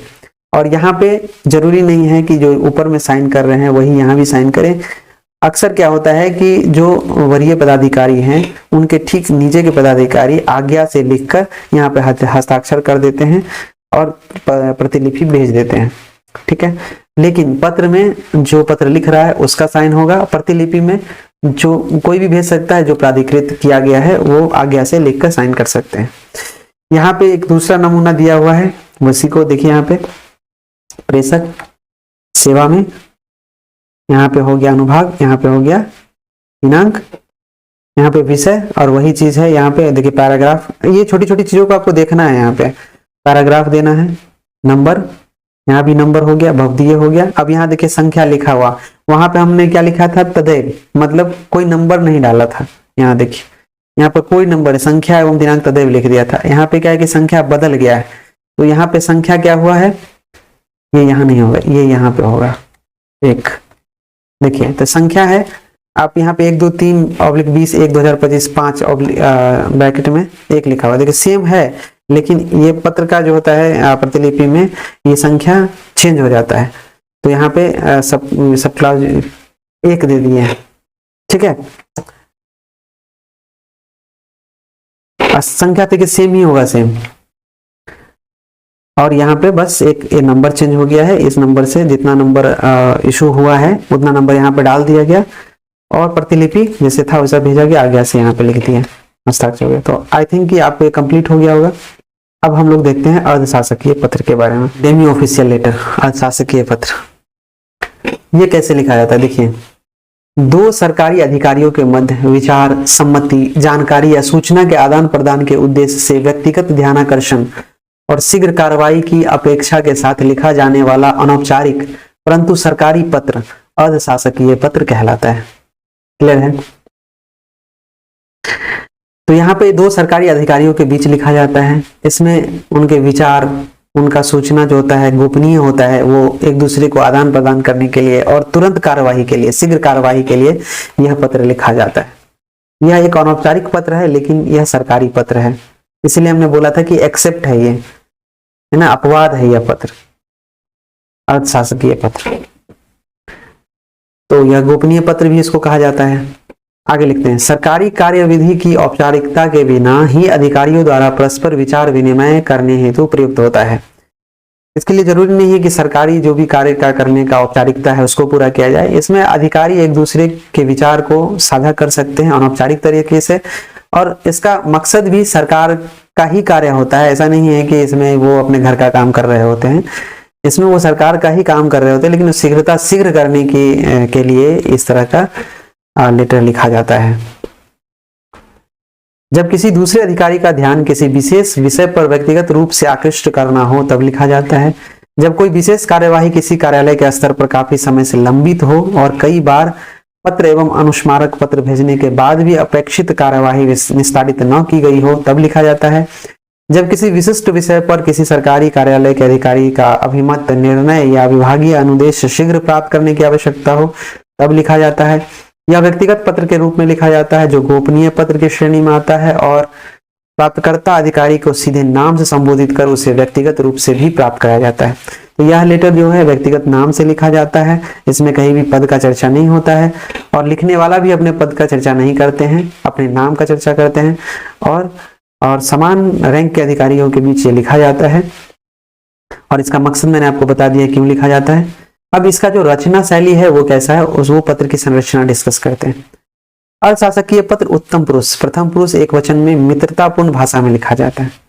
संबोधन में प्रिय, प्रियवर, प्रिय श्री, प्रिय महोदय, प्रिय डॉक्टर, प्रिय जी आदि का प्रयोग घनिष्ठता को दर्शाने हेतु किया जाता है। स्वनिर्देशन में आपका, सद्भावी, भवनिष्ठ, आपका आदि शब्दों का प्रयोग किया जाता है। इसमें सेवा में आदि शब्दों का प्रयोग नहीं किया जाता, यह ध्यान रखना है। ये सब कुछ नहीं लिखा जाता है सेवा में ये वो। अशासकीय पत्र का प्रति उत्तर भी इसी पत्र से प्रेषित किया जाता है। हस्ताक्षर के नीचे पदनाम अंकित नहीं किया जाता, ये मैंने पहले आपको बता दिया है।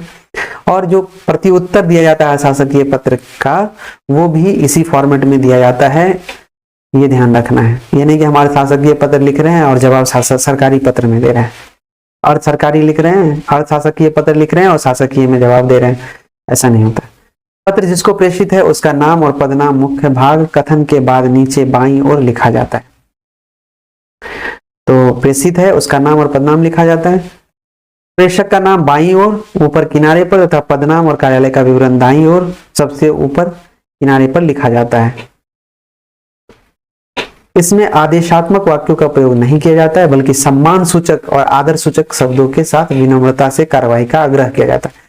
इसमें आग्रह किया जाता है, इसमें सम्मान सूचक वर्ड का उपयोग होता है, आदर सूचक वर्ड का यूज होता है। इसमें हम आदेश नहीं देते हैं कि आपको ये काम करना ही होगा। ओके, यहाँ पे देखिए फॉर्मेट है अर्धशासकीय पत्र का, और वो यहाँ पे लिखा हुआ है कुमार कमलेश अपर मुख्य सचिव, यहाँ पे दाएं साइड में लिखा होता है और बाएं साइड में देखिए अर्धशासकीय पत्र संख्या, पत्र संख्या लिख दिया गया और उस कार्यालय का नाम जहां से लिखा गया है ना, एड्रेस भी लिखा हुआ है और दिनांक। यहाँ पे लिखते हैं प्रिय महोदय, देखिए यहाँ पे सेवा में नहीं हुआ, कुछ भी नहीं हुआ, प्रेषक, प्रेषिती, विषय कुछ लिखा हुआ है, नहीं लिखा हुआ है, कुछ नहीं लिखा हुआ है। बस ये एक तरह से समझिए लेटर हेड टाइप का है। अगर बी से यहाँ से लकीर खींच दें, आपको लगेगा कि लेटर हेड छपा हुआ है, उस पे ये लिखा हुआ है। ऐसा ही रहता है शासकीय पत्र के लिए, ऑफिसर्स ना लेटर हेड टाइप का छपा कर रखते हैं। ये सब कुछ लिखा होता है, छपा होता है, बस नीचे से ट्रैपिंग करना शुरू करते हैं। यहाँ लिखते हैं प्रिय महोदय। अब यहाँ पे देखिए सब्जेक्ट लिखा हुआ है, जिस विषय पे इनको चर्चा करनी है उसका चर्चा यहाँ पे इन्होंने किया है। कृपया किंग जॉर्ज चिकित्सा विश्वविद्यालय लखनऊ में नर्सिंग हॉस्टल ब्लॉक 2 के निर्माण कार्य संबंधी अधो हस्ताक्षरी के अर्धशासकीय पत्र संख्या इतना दिनांक इतना का संदर्भ ग्रहण करने का कष्ट करें प्रति संलग्न। इससे पहले जो लेटर लिखा गया है उसके बारे में लिखा गया है, ठीक है, और उस पत्र का यहाँ पे चर्चा किया गया है। इस संबंध में माननीय राज्यपाल उत्तर प्रदेश की अध्यक्षता में संबंधित प्रकरण के निराकरण हेतु दिनांक इतना को पूर्वाह्न 11:30 बजे बैठक का आयोजन किया गया है। उक्त बैठक में प्रतिभाग करने के संबंध में आपसे अनुरोध करने की मुझसे अपेक्षा की गई है, ये लिख देंगे। इस बैठक में निम्न अधिकारियों द्वारा प्रतिभाग किया जाना अपेक्षित है और पहला जो प्रतिभागी होंगे वो होंगे प्रमुख सचिव लोक निर्माण विभाग लखनऊ, कुलपति किंग जॉर्ज चिकित्सा विश्वविद्यालय लखनऊ, ASI के कार्यालय राज्य वरिष्ठतम अधिकारी, प्रबंध निदेशक उत्तर प्रदेश राजकीय निर्माण निगम लखनऊ। ASI से संबंधित अधिकारी को कृपया अपने स्तर से बैठक में प्रतिभाग करने हेतु तो आमंत्रित करने का कष्ट करें। तो ASI के अधिकारी को बुलाने के लिए आपको बोला गया है और उसके लिए बोला गया है कि आप अपने स्तर से बैठक में उनको सम्मिलित होने के लिए आमंत्रित कीजिए। और यहाँ पे देखिए इन्होंने क्या किया है, जो लेटर लिखे हैं कमलेश कुमार, उन्होंने अपना नाम लिखा है, पदनाम नहीं लिखा है। पदनाम सिर्फ लेटर हेड पर लिखा हुआ है, यहाँ नहीं लिखा है। अब जिनको लिख रहे हैं उनको देखिए प्रिय श्री से संबोधित किया, प्रिय श्री श्री दुर्गा शंकर मिश्र विशेष सचिव उत्तर प्रदेश लखनऊ। हर बार ये छूट जा रहा है उकार, इसको माफ कीजिएगा, ये टाइपिंग एरर है। प्रतिलिपि निम्नलिखित को बैठक दिनांक 5/3 में ससमय प्रतिभाग करने हेतु प्रेषित। प्रमुख सचिव कुलपति ASI के राज्य स्तरीय वरिष्ठतम अधिकारी, देखिए यहाँ पे लिखा हुआ है ना, ऊपर में भी लिखा हुआ है कुमार कमलेश, यहाँ भी कुमार कमलेश। आप देखते होंगे सरकारी पत्र में क्या होता है, यहाँ पे भवदीय लिखते हैं, ठीक है, और यहाँ पे आज्ञा से लिखते हैं, है ना, इस टाइप से, लेकिन यहाँ पर ऐसा कुछ नहीं है। अर्धशासकीय पत्र के प्रारूपण की विशेषताएं। अर्धशासकीय पत्र पर सर्वप्रथम मध्य भाग में दाईं ओर अर्धशासकीय पत्र संख्या तथा दाईं ओर सबसे ऊपर विभाग और अनुभाग का नाम, जारीकर्ता, कार्यालय का विवरण, पता आदि लिखा जाता है। तो ये दाईं ओर हमने फॉर्मेट में दिखा भी दिया है, कि उसका प्रारूपण कैसे किया जाता है। दाईं ओर में इस तरफ जो है ना, इसको दाईं ओर बोलते हैं, इस साइड को, और इस साइड को बाईं ओर बोलते हैं। तो दाईं ओर में आपने देखा है कि पत्र संख्या लिखा हुआ है, उस अनुभाग विभाग का नाम लिखा हुआ है, कार्यालय का विवरण लिखा हुआ है, पता लिखा हुआ है। उसके बाद बाईं ओर संबंधित प्रेषक अधिकारी का नाम लिखा जाता है, जो यहाँ पे देख ले, यहाँ पे फॉर्मेट है। इसी फॉर्मेट का ना यहाँ पे चर्चा किया गया है। तो अगर पूछ देगा कि कैसे बनाया जाता है, तो लिखने का तरीका ये, आप फॉर्मेट भी बना दीजिएगा, उसी फॉर्मेट को एक विस्तार से लिख दीजिएगा, हो गया फॉर्मेट अगर आता है आपको तो। इसके उपरांत बाईं ओर से संबंधित प्रेषक अधिकारी का नाम लिखा जाता है। अर्थशासकीय पत्र का प्रारंभ प्रिय, प्रिय महोदय, आदरणीय आदि शब्दों से किया जाता है। यहाँ पे हमने लिखा भी है प्रिय महोदय, देखिए क्लियर है। इस प्रकार के पत्रों का अंत आपका भवनिष्ठ, विश्वास पात्र, आपका सुरक्षित आदि शब्दों से किया जाता है, किंतु भवदीय नहीं लिखा जाता है ना, भवदीय नहीं लिखा जाता, याद रखना है। प्रेषक अधिकारी सामान्यतया केवल अपने हस्ताक्षर ही करता है और अपने पद का उल्लेख नहीं करता है। आप फॉर्मेट देख चुके हैं। पत्र के अंत में बाईं तरफ प्राप्तकर्ता का पता लिखा जाता है। पत्र एक वचन उत्तम पुरुष में व्यक्तिगत तथा मित्रतापूर्ण भाषा में लिखा जाता है। संबोधन में प्रियश्री पाने वाले अधिकारी का नाम लिखा जाता है, और यहाँ देखिए प्रियश्री लिखा हुआ है पाने वाले का, ठीक है। अब शासकीय एवं अशासकीय पत्र में अंतर ये बताना है आपको। इस टाइप का क्वेश्चन पूछा गया है, आप क्वेश्चन उठाकर देखिए 2018 और 14 का, उसमें पत्र के प्रारूप में अंतर पूछा गया है। पत्र के बारे में पूछा गया है कि शासकीय सरकारी पत्र या अशासकीय पत्र के बीच अंतर बताइए, और भी पत्र का जैसे अधिसूचना और सरकारी पत्र में अंतर बताइए, अर्ध सरकारी पत्र और विज्ञप्ति में अंतर बताइए। तो इस तरह से भी क्वेश्चन पूछे जाते हैं, तो ये हमको पता होना चाहिए। चलिए शुरू करते हैं। शासकीय पत्र पूर्णतः औपचारिक होते हैं, अशासकीय पत्र अंशतः औपचारिक या अनौपचारिक होते हैं, ठीक है।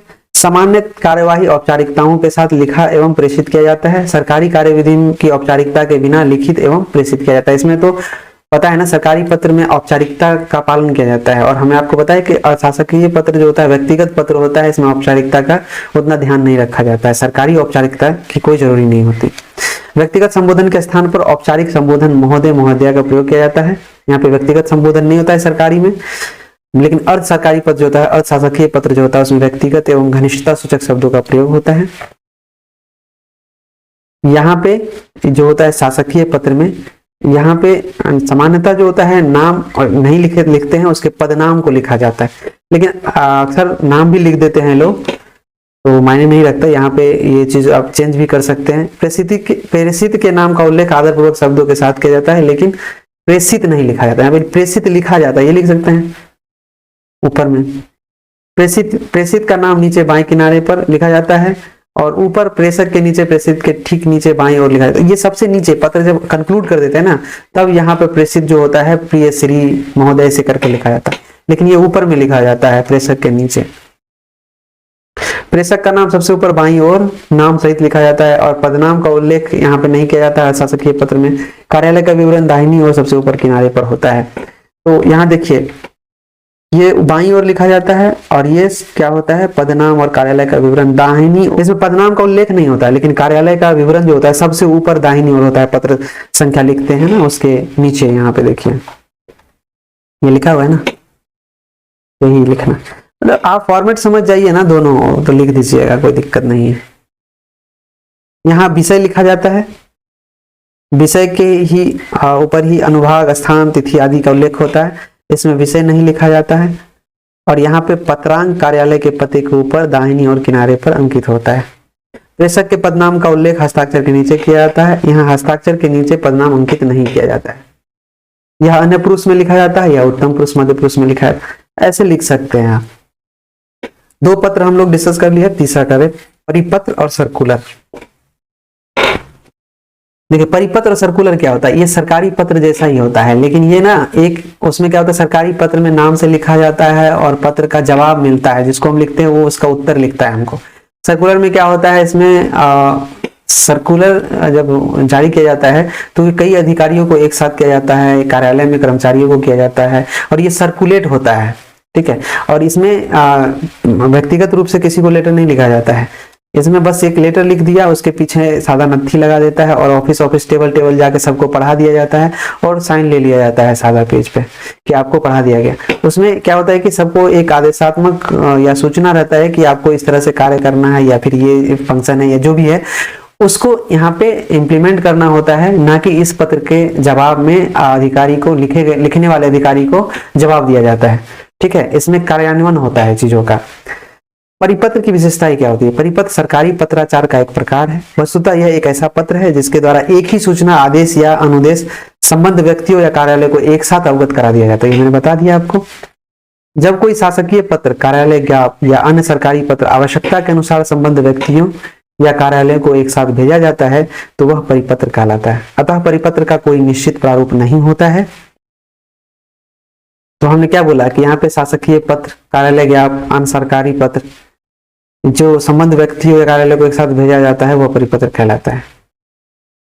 ऐसे पत्र की अनेक प्रतियां तैयार की जाती है और परिपत्र के रूप में संबंध व्यक्तियों कार्यालय को प्रेषित कर दी जाती है।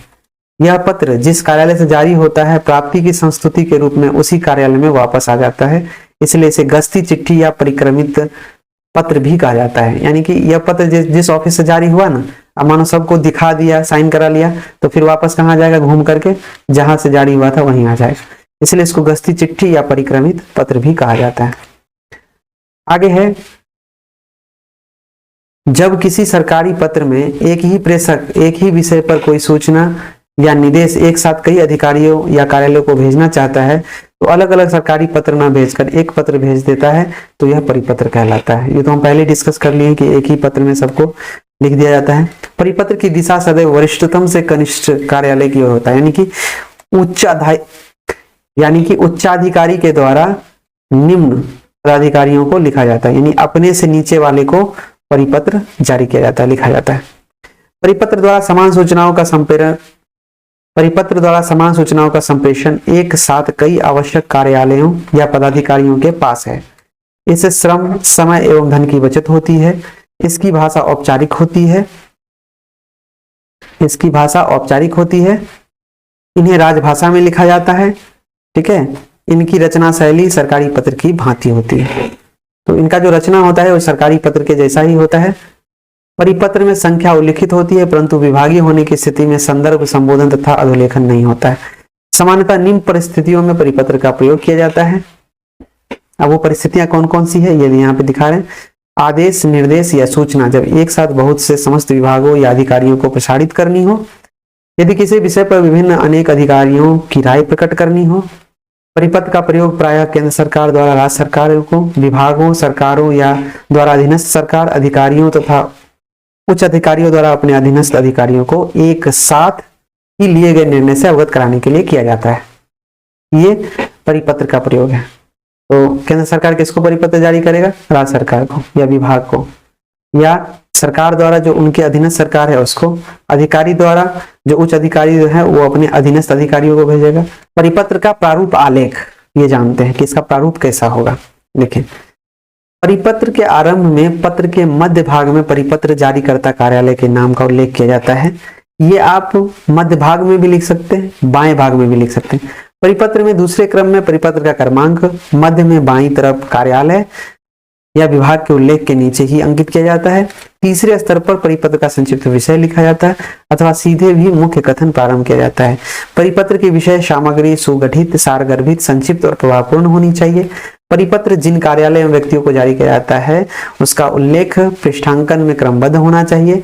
परिपत्र में प्रेषिती के स्थान पर अनेक प्राप्तकर्ताओं का उल्लेख किया जाता है।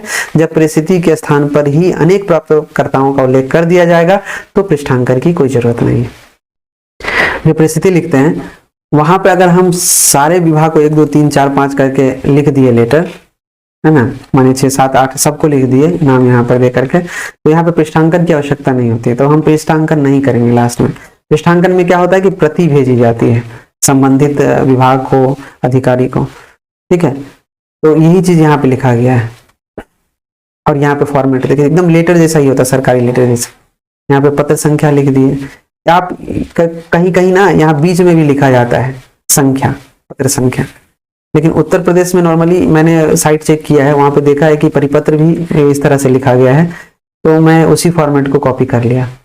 तो ये दाईं तरफ से लिखा जाता है पत्रांक, जैसे लेटर लिखते हैं सरकारी लेटर, ठीक वैसे ही होता है, लेकिन उसी लेटर को मैंने कॉपी पेस्ट कर दिया। प्रेषक, वो पदाधिकारी का नाम, पदनाम और एड्रेस। अब जिसको जिसको भेजा जा रहा है, अब जिनको जिनको भेजा जा रहा है वो लिख दिया, कुल सचिव, कुल सचिव, सहायक सचिव, प्रशाखा सहायक, सब लिख दिए।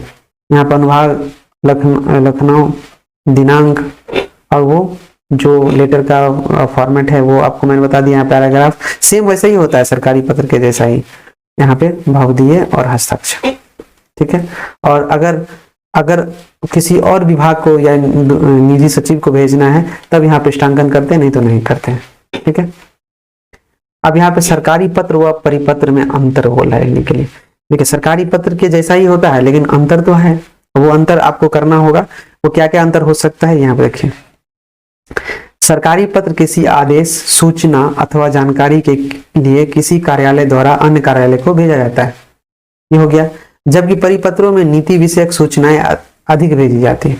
यहाँ पे क्या किया जाता है, आदेश दिया जाता है, सूचना दिया जाता है, ठीक है, एक कार्यालय से अन्य कार्यालय को भेजा जाता है।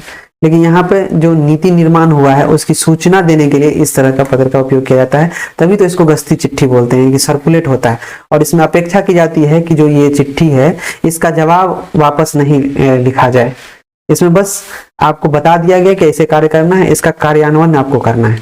और इस चिट्ठी में क्या होता है कि आपको जो चिट्ठी दिया गया है तो हो सकता है कि इसके जवाब में आपको प्रत्युत्तर लिखना पड़ेगा। संबंधित अधिकारी जिसके द्वारा ये चिट्ठी लिखा गया है उनको संबोधित कर आपको जवाब देना होगा जो चिट्ठी में मांग की गई है आपसे। क्लियर है। दूसरा है, सरकारी पत्र एक सीमा तक व्यक्तिगत होते हैं और सामान्यतः प्रेषिती को व्यक्तिगत संबोधित किया जाता है। तो व्यक्तिगत जैसा ही होता है, उसमें नाम लिखा जाता है, पदनाम लिखा जाता है, प्रेषिती किया जाता है, ठीक है। जबकि परिपत्रों में सामूहिक संबोधन का प्रयोग होता है, जैसे हम लिख सकते हैं समस्त राज्य के समस्त विश्वविद्यालयों के कुल सचिव, ठीक है। तो एक ही बार में राज्य में जितने विश्वविद्यालय हैं उनके कुल सचिव को चिट्ठी लिखा गया। लेकिन इस सरकारी पत्र में क्या होगा, प्रत्येक विश्वविद्यालय के कुल सचिव को बाय नेम एक एक लेटर लिखना पड़ेगा, यही अंतर है। जबकि परिपत्रों में सामूहिक संबोधन का प्रयोग होता है और अधीनस्थ अधिकारियों, विभागों को सामूहिक रूप से जारी किया जाता है। सरकारी पत्र में उत्तर की अपेक्षा की जाती है। मैंने बार बार कहा है कि जो सरकारी पत्र लिखते हैं उसमें सामने वाले से उत्तर की अपेक्षा करते हैं कि वो जवाब देगा। जबकि परिपत्र में एक तरफा संवाद होता है, मतलब कि इसमें आप उत्तर नहीं चाहते हैं, आप जो बोल रहे हैं बस वही सत्य है, उसी का पालन उनको करना है। इसका उत्तर नहीं भेजा जाता है बल्कि क्रियान्वयन की स्थिति में संबंधित सूचनाओं से मंत्रालयों को अवगत कराया जाता है। परिपत्र के साथ एक सादा पृष्ठ नत्थी रहता है और मैंने पहले बताया था कि एक परिपत्र के नीचे सादा पृष्ठ लगा देते हैं और जिसको भी ये पत्र पढ़ाया जाता है उससे उस पृष्ठ पर साइन करवा लिया जाता है ताकि पता चलता रहे कि इनको इस चिट्ठी के बारे में जानकारी है। अब हम लोग पत्र के चौथे प्रारूप को डिस्कस करेंगे जिसका नाम है कार्यालय आदेश। हम लोग 30 नंबर्स आज कंप्लीट इसका हिंदी का कर ही लेंगे, ओके। और सबसे ज्यादा इंपॉर्टेंट होता है इसका फाइनेंशियल रूल। फाइनेंशियल रूल है नेक्स्ट, आप वीडियो स्किप मत कीजिएगा। फाइनेंशियल रूल मैंने पूरा बताया है और भी फाइनेंशियल रूल के टॉपिक्स आएंगे 1-2 दिन में, क्योंकि एग्जाम का तो अब टाइम है नहीं, बस रिवीजन पर्पज से बना रहे हैं ताकि मेरा भी रिवीजन हो जाए, ओके। तो चलिए कार्यालय आदेश को हम कंप्लीट करते हैं। किसी सरकारी विभाग कार्यालय द्वारा किसी एक समूह या समस्त कार्मिकों को आंतरिक महत्व के विषय पर आदेश देने के संदर्भ में इसका उपयोग किया जाता है।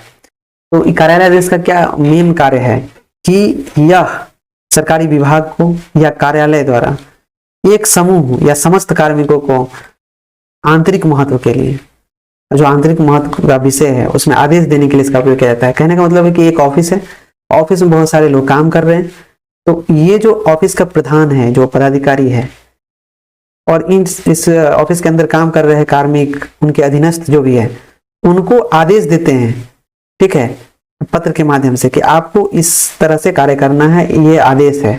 तो ये आंतरिक चिट्ठी है, ये अपने ही कार्यालय में ये आदेश जारी किया जाता है। इसके अंतर्गत कार्यालय द्वारा बनाई गई सामान्य सूचना, नियुक्ति, पद वृद्धि आदि की सूचनाएं प्रदान की जाती हैं। तो अब क्या है कि जो कार्यालय में काम कर रहे हैं वो कार्यालय ने क्या सूचना बनाई है जो सर्वसाधारण को सूचित करने के लिए, वो सामान्य सूचना हो जाता है।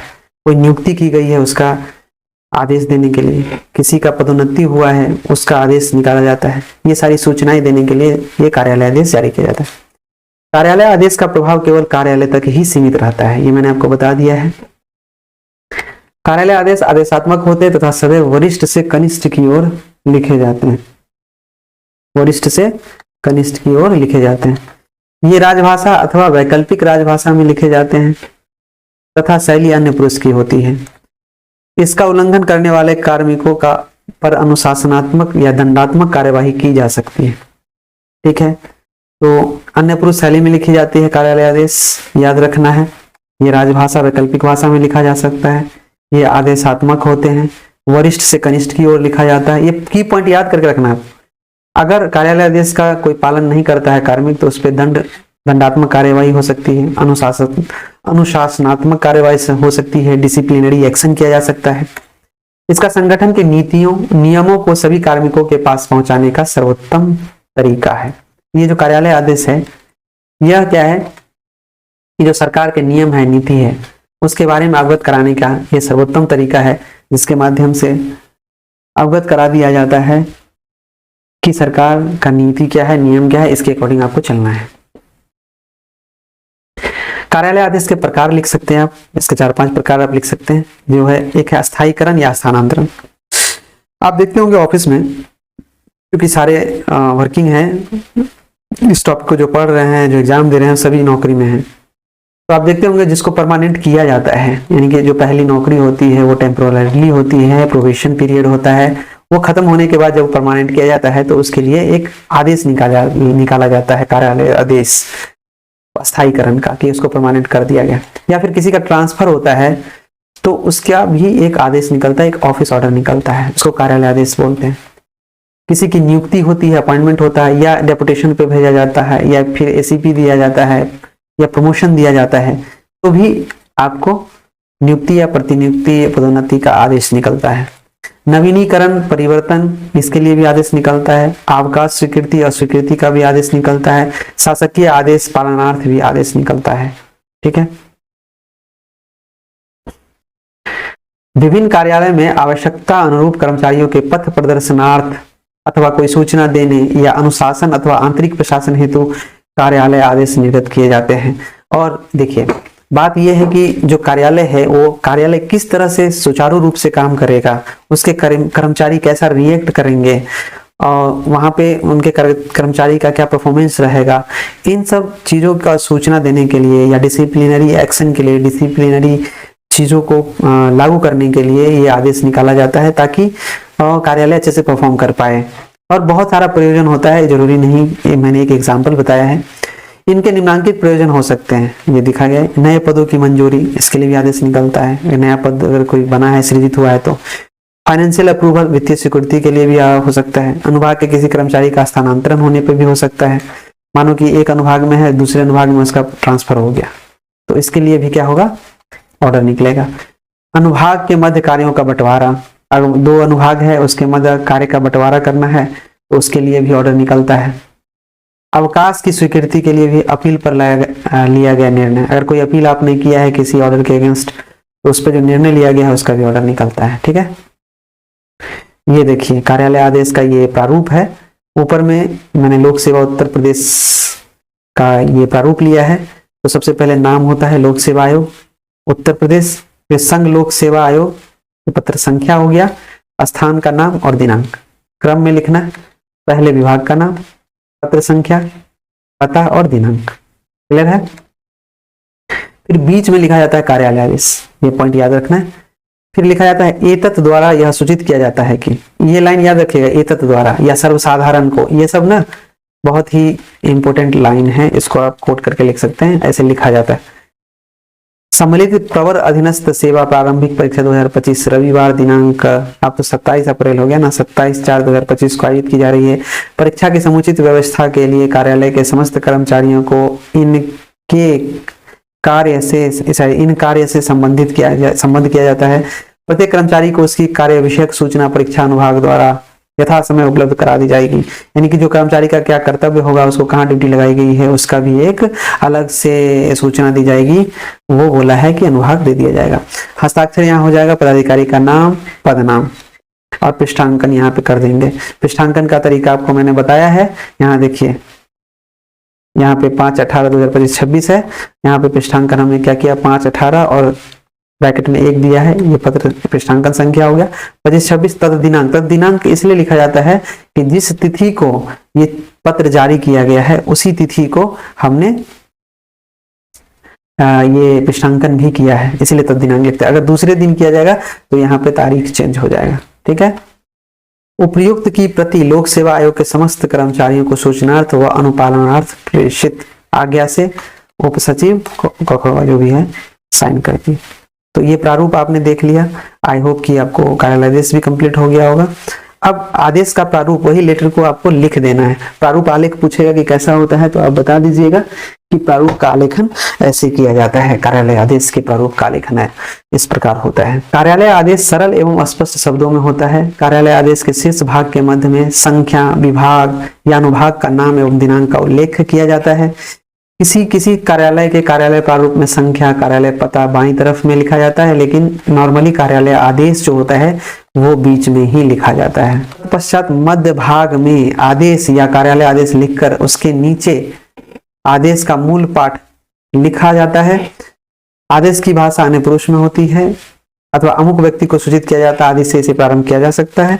और अंत में दाईं तरफ आदेश जारी करने वाले पदाधिकारी का हस्ताक्षर और पदनाम लिखा जाता है। जारी करने वाले पदाधिकारी का हस्ताक्षर के ऊपर भवदीय नहीं लिखा जाता है, क्योंकि ये वरिष्ठतम अधिकारी होते हैं और ये क्या करते हैं, सीधा हस्ताक्षर करते हैं, ये आदेश देते हैं। ठीक है, तो इसीलिए भवदीय नहीं लिखते। ये ध्यान रखना है कि ये अधिकारी वरिष्ठतम अधिकारी होते हैं और ये भवदीय नहीं लिखते, ये आदेश देते हैं क्योंकि उनके अधीनस्थ होते हैं सारे, तो ये भवदीय नहीं लिखते, याद रखना है। अब हम लोग 5वां प्रारूप अधिसूचना को डिस्कस करते हैं, नोटिफिकेशन। और देखना आपकी इससे क्वेश्चन आएगा ही आएगा इस टॉपिक से। सरकार की तरफ से राष्ट्रपति या राज्यपाल के नाम से निर्गमित वह पत्र प्रतिरूप जिसे किसी अधिकृत सूचना तथा संबंधी नियम, आदेश, नियुक्ति या स्थानांतरण, पदोन्नति को लागू करने हेतु जारी किया जाता है उसे अधिसूचना या विज्ञप्ति कहते हैं। क्लियर है। और ये किसके द्वारा जारी होता है, राष्ट्रपति या राज्यपाल के नाम से। और इसमें जो चीजें उल्लेखित होती है वो नियम, उपनियम, आदेश, नियुक्ति, स्थानांतरण, पदोन्नति इत्यादि चीजें अधिसूचना में उल्लेखित होती हैं। जब कोई सरकारी सूचना राजपत्र में प्रकाशित होती है, राजपत्र कहने का मतलब गजट ना, आप पढ़ते होंगे गजट में प्रकाशित, तब तो वह सूचना अधिसूचना कहलाती है। एवं जब कोई सूचना सामान्य समाचार पत्रों में प्रकाशित होती है तो वो नोटिस बोर्ड या अन्य संचार माध्यमों से जन सामान्य के संज्ञान में लाई जाती है तो उसे विज्ञप्ति कहा जाता है। तो समझ में आ गया, अधिसूचना किसको कहते हैं, जो गजट में प्रकाशित होता है, ये हो गया अधिसूचना। जो न्यूज़पेपर में, क्या जो न्यूज़पेपर है उसमें प्रकाशित हो रहा है तो वो क्या कहलाएगा, विज्ञप्ति कहलाएगा। या फिर और कोई नोटिस बोर्ड वगैरह पे लिख दिया, वो सब विज्ञप्ति कहलाता है। अधिसूचना किसी व्यक्ति विशेष से संबंधित भी हो सकती है, किंतु इसका संबंध सामान्य जनता से होता है। क्लियर है। तो ज्यादातर जो अधिसूचनाएं होती है सामान्य जनता से होती है, लेकिन ये व्यक्ति विशेष से भी हो सकती है। इसीलिए इन्हें राजकीय या राजपत्र सरकारी गजट में अनिवार्यतः प्रकाशित किया जाता है। आवश्यक होने पर इसे समाचार पत्र में भी प्रकाशित किया जाता है। ठीक है। तो जो गजट होता है वो समाचार पत्र में भी प्रकाशित होता है, लेकिन जो विज्ञप्ति होता है वो गजट में नहीं बल्कि समाचार पत्र, नोटिस बोर्ड एक्सेट्रा में प्रकाशित होता है। अधिसूचना किसी अधिनियम के अंतर्गत जारी किया जाता है और ये अधिनियम के अंतर्गत जारी होता है तथा अन्य पुरुष शैली में लिखा जाता है। अधिसूचना जो होता है संविधान के अधिनियम के अकॉर्डिंग लिखा जाता है, जबकि विज्ञप्ति के लिए ऐसा कोई प्रावधान नहीं है। अधिसूचना में प्रेषक का उल्लेख नहीं होता है, विषय संबोधन या भवदी आदि नहीं होता। ये लेटर की तरह नहीं होता है। आपको गजट का एक प्रारूप दिखाया जाएगा, वो देखिएगा या फिर डाउनलोड कीजिएगा, आपको समझ में आ जाएगा। भवदीय के स्थान पर आज्ञा से का प्रयोग किया जाता है अथवा सीधे संबंधित अधिकारी का हस्ताक्षर और उसके नीचे पदनाम लिखा जाता है। तो आज्ञा, भवदीय के स्थान पर आज्ञा से लिखा जाता है, क्योंकि ये राज्यपाल और राष्ट्रपति के बिहाफ पे लिखा जाता है। तो उनके आदेश के द्वारा अधिकारी जो प्राधिकृत है वो लिखते हैं कि उनके आज्ञा से हम ये लेटर लिख रहे हैं। क्लियर है। विज्ञप्ति शब्द से तात्पर्य है सूचित करने का। सरकारी या गैर सरकारी प्रतिष्ठान अपनी किसी निर्णय, निश्चय, घोषणा, निर्देश, योजना आदि से संबंधित सूचनाओं को संबंधित व्यक्तियों एवं आम जनता तक पहुंचाना चाहते हैं, उसे विज्ञप्ति कहते हैं। यदि विज्ञप्ति की सूचना कार्यालय के कर्मचारियों तक नहीं पहुंचाना हो तो उसे निश्चित प्रारूप में लिखकर कार्यालय के सूचना पट पर लगवा दिया जाता है, किंतु यदि विज्ञप्ति के व्यापक प्रसार की आवश्यकता हो तो उसे समाचार पत्र में भी प्रकाशित किया जाता है। देखिए, अगर कोई विज्ञप्ति है और उसको सिर्फ कार्यालय कर्मचारियों तक ही उसकी आवश्यकता है तो उसको लिख के कार्यालय के सूचना पट पे लगवा दिया जाता है। लेकिन अगर वो विज्ञप्ति का व्यापक प्रसार करना होता है तो उसको समाचार पत्र में भी प्रकाशित करना होता है। जैसे टेंडर वेंडर होता है ना, अगर उसके बारे में जानकारी चाहिए तो उसको क्या करते हैं, चाहे एडवर्टीजमेंट वगैरह होता है तो उसको प्रकाशित करते हैं व्यापक रूप से। लेकिन सिर्फ कर्मचारी को आज्ञा देना हो या उससे संबंधित हो तो नोटिस बोर्ड पे, कार्यालय के नोटिस बोर्ड पे भी चिपका दिया जाता है। सभी प्रकार की विज्ञप्तियां सर्वसाधारण को सूचनार्थ होती है। इन्हें तृतीय पुरुष की भाषा में अप्रत्यक्ष अनुकथन के रूप में अभिव्यक्त किया जाता है। इसका संबोधन किसी व्यक्ति अथवा प्राधिकारी को किसी भी दशा में नहीं किया जाता है। क्लियर है? तो तृतीय पुरुष श्रेणी में और सर्वसाधारण को सूचित करने के लिए होता है विज्ञप्तियां। अधिसूचना का महत्व। अधिसूचना के माध्यम से ही सूचनाएं राजपत्र में प्रकाशित होकर अधिकृत सूचना बनती है। वैधानिक महत्व आकट्य होता है अथवा सर्वाधिक महत्व का चीज होता है अधिसूचना, क्योंकि ये लीगल डॉक्यूमेंट्स होता है। सरकारी दस्तावेजीकरण के स्वतः प्रमाण होते हैं। इनका पद सोपानात्मक महत्व सर्वाधिक होता है। राजपत्रित अधिकारियों के प्रत्यक्ष अप्रत्यक्ष सेवा विवरणी इनके माध्यम से सुनिश्चित किया जाता है। तो जितने भी गेजेटेड ऑफिसर होते हैं, राजपत्रित अधिकारी होते हैं, तो उनका जो अप्रत्यक्ष सेवा है उसकी विवरणी गजट के माध्यम से ही सुनिश्चित किया जाता है। अब हम लोग बात करते हैं अधिसूचना या विज्ञप्ति के प्रकार और विधिक प्रभाव। विज्ञप्तियों को अनिवार्यतः सार्वजनिक सूचना प्रकाशित किया जाता है, अन्यथा की स्थिति में इसकी वैधता को चुनौती देते हुए इसे न्यायालय में वाद योग्य बनाया जा सकता है। तो ये जो विज्ञप्तियां होती हैं इसको सार्वजनिक सूचनार्थ प्रकाशित किया जाता है, नहीं तो अगर इसको सार्वजनिक रूप से सूचित नहीं किया गया है, सूचना नहीं दी गई है, तो विज्ञप्ति का जो वैलिडिटी है, वैधता है, उसको चुनौती न्यायालय में दिया जा सकता है और उसको वाद योग्य बनाया जा सकता है। विज्ञप्तियों का प्रकाशन गजट में किया जाता है। इसे सर्वसाधारण तक अधिकाधिक पहुंचाने की दृष्टि से दैनिक समाचार पत्रों अथवा वेबसाइटों पर भी प्रेस विज्ञप्ति के रूप में किया जाता है। सरकारी शासकीय पत्र व्यवहार में सामान्यतः दो प्रकार की विज्ञप्ति जारी की जाती है। ठीक है, पत्र जो शासकीय पत्र व्यवहार है उसमें विज्ञप्ति दो प्रकार की होती है। एक होता है प्रशासनिक प्रकार की विज्ञप्ति और दूसरा होता है सांविधिक प्रकार की विज्ञप्ति। जो प्रशासनिक प्रकार की विज्ञप्ति होती है वे विज्ञप्तियां होती हैं जो विधिक प्रशासनिक कार्यों के परिप्रेक्ष्य में जारी की जाती है, जैसे रिक्तियां, स्थानांतरण, पदोन्नति, पदावनति, वेतन वृद्धि इत्यादि। इस पर उस विभाग कार्य के सर्वोच्च अधिकारी के हस्ताक्षर होते हैं। ये जो विज्ञप्तियां होती है प्रशासनिक प्रकार की, इसमें नियुक्ति, ट्रांसफर, प्रमोशन, डिमोशन, वेतन वृद्धि, वेतन मतलब सैलरी इंक्रीमेंट एक्सेट्रा के बारे में चर्चा होती है और इस पर सर्वोच्च अधिकारी जो होते हैं कार्यालय के, उनके हस्ताक्षर होते हैं। एक होता है सांविधिक प्रकार की विज्ञप्ति। इस प्रकार की विज्ञप्तियां सदैव नीतिगत पहलुओं के संदर्भ में जारी की जाती है जो किसी शासकीय नीति अथवा निर्णय से जुड़ी रहती है। इस पर राष्ट्रपति या राज्यपाल के हस्ताक्षर होते हैं। ठीक है, तो कंफ्यूज नहीं होना है। एक जगह हमने बोला था कि विज्ञप्तियां जो होती है गजट में प्रकाशित नहीं होती है और एक जगह हमने बोला कि विज्ञप्तियां होती हैं गजट में। तो वो जो संविधिक प्रकार की विज्ञप्ति होती है ना, उसको चूंकि यहाँ पे राज्यपाल और राष्ट्रपति महोदय का साइन है तो उसको हम गजट में प्रकाशित कर सकते हैं। बट प्रशासनिक प्रकार की जो विज्ञप्तियां होती हैं ये नॉर्मल विज्ञप्तियां होती हैं और ये संबंधित होती हैं वैकेंसी से, ट्रांसफर से, प्रमोशन से, डिमोशन से, सैलरी इंक्रीमेंट एटसेट्रा से। ठीक है, विज्ञप्तियां शासकीय दृष्टि से बेहद महत्वपूर्ण होने के कारण सटीक और तकनीकी शब्दावली से परिपूर्ण होती है, क्योंकि विज्ञप्ति जारी होने के पश्चात जारीकर्ता उसमें उल्लिखित शर्तों से पीछे नहीं हट सकता तथा विज्ञप्ति के दायरे में आने वाले सभी स्वीकारोक्ति के पश्चात उससे पीछे नहीं हट सकता है। ठीक है। अब यहाँ पे ये कह रहा है कि जो विज्ञप्ति है वो शासकीय दृष्टिकोण से बहुत ही महत्वपूर्ण चीज होता है और इसमें सटीकता बहुत जरूरी है और तकनीकी शब्दावली का उपयोग किया जाता है। इसलिए किया जाता है क्योंकि जब हम एडवर्टाइजमेंट जारी करते हैं तो उसमें जो लिखे गए बातें हैं, जो शर्तें हैं, टर्म एंड कंडीशंस है, उसके अकॉर्डिंग हम भी बंधे होते हैं। अगर सामने वाले पे टर्म कंडीशन लगा रहे हैं तो उस टर्म एंड कंडीशन से हम भी बंधे होते हैं, उस रूल और नियम जो भी है उससे हम भी पीछे नहीं हट सकते हैं, नहीं तो वो वाद योग हो जाएगा, न्यायालय में चैलेंज कर दिया जाएगा उसके अगेंस्ट। यदि कोई पक्ष ऐसा करने का अनुचित प्रयास करता है तो दूसरे पक्ष द्वारा उसकी वैधता के प्रश्न को न्यायिक वाद बनाया जा सकता है। उक्त दशा में युक्ति संगत कारण न्यायपालिका के समक्ष स्पष्ट करना अपरिहार्य हो जाता है और उसके अनुपालन पर न्यायिक निर्णय बाध्यकारी हो जाता है। इसलिए विज्ञप्तियों का आलेखन सूक्ष्मता के साथ किया जाता है। समझ में आया कितना इंपॉर्टेंट चीज है ये विज्ञप्ति?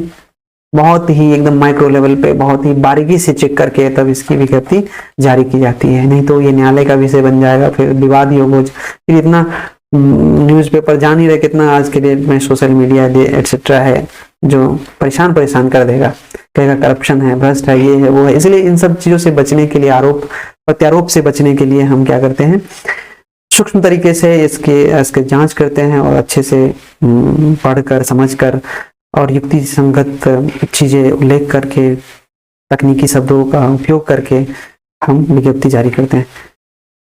इसका पालन तब तक अपरिहार्य नहीं होता जब तक कोई विज्ञप्ति के दायरे में न आए। उसके पश्चात यह युक्ति संगत कारणों के बिना समानता अनुलंघनीय होती है। अगर विज्ञप्ति के दायरे में नहीं आती है कोई भी चीजें तो उस पर ये सारी चीजें लागू नहीं होती है, अगर आती हैं तो होती है। उल्लंघन किए जाने की दशा में कोई भी पक्ष इसकी वैधता को न्यायालय में चुनौती दे सकता है और उस दशा में यह न्यायिक निर्णय के अंतर्गत प्रभावी होगी।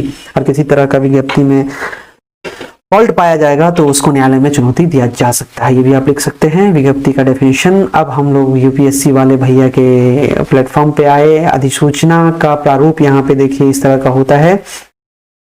गजट का आप डाउनलोड करके देख लीजिएगा, ठीक है।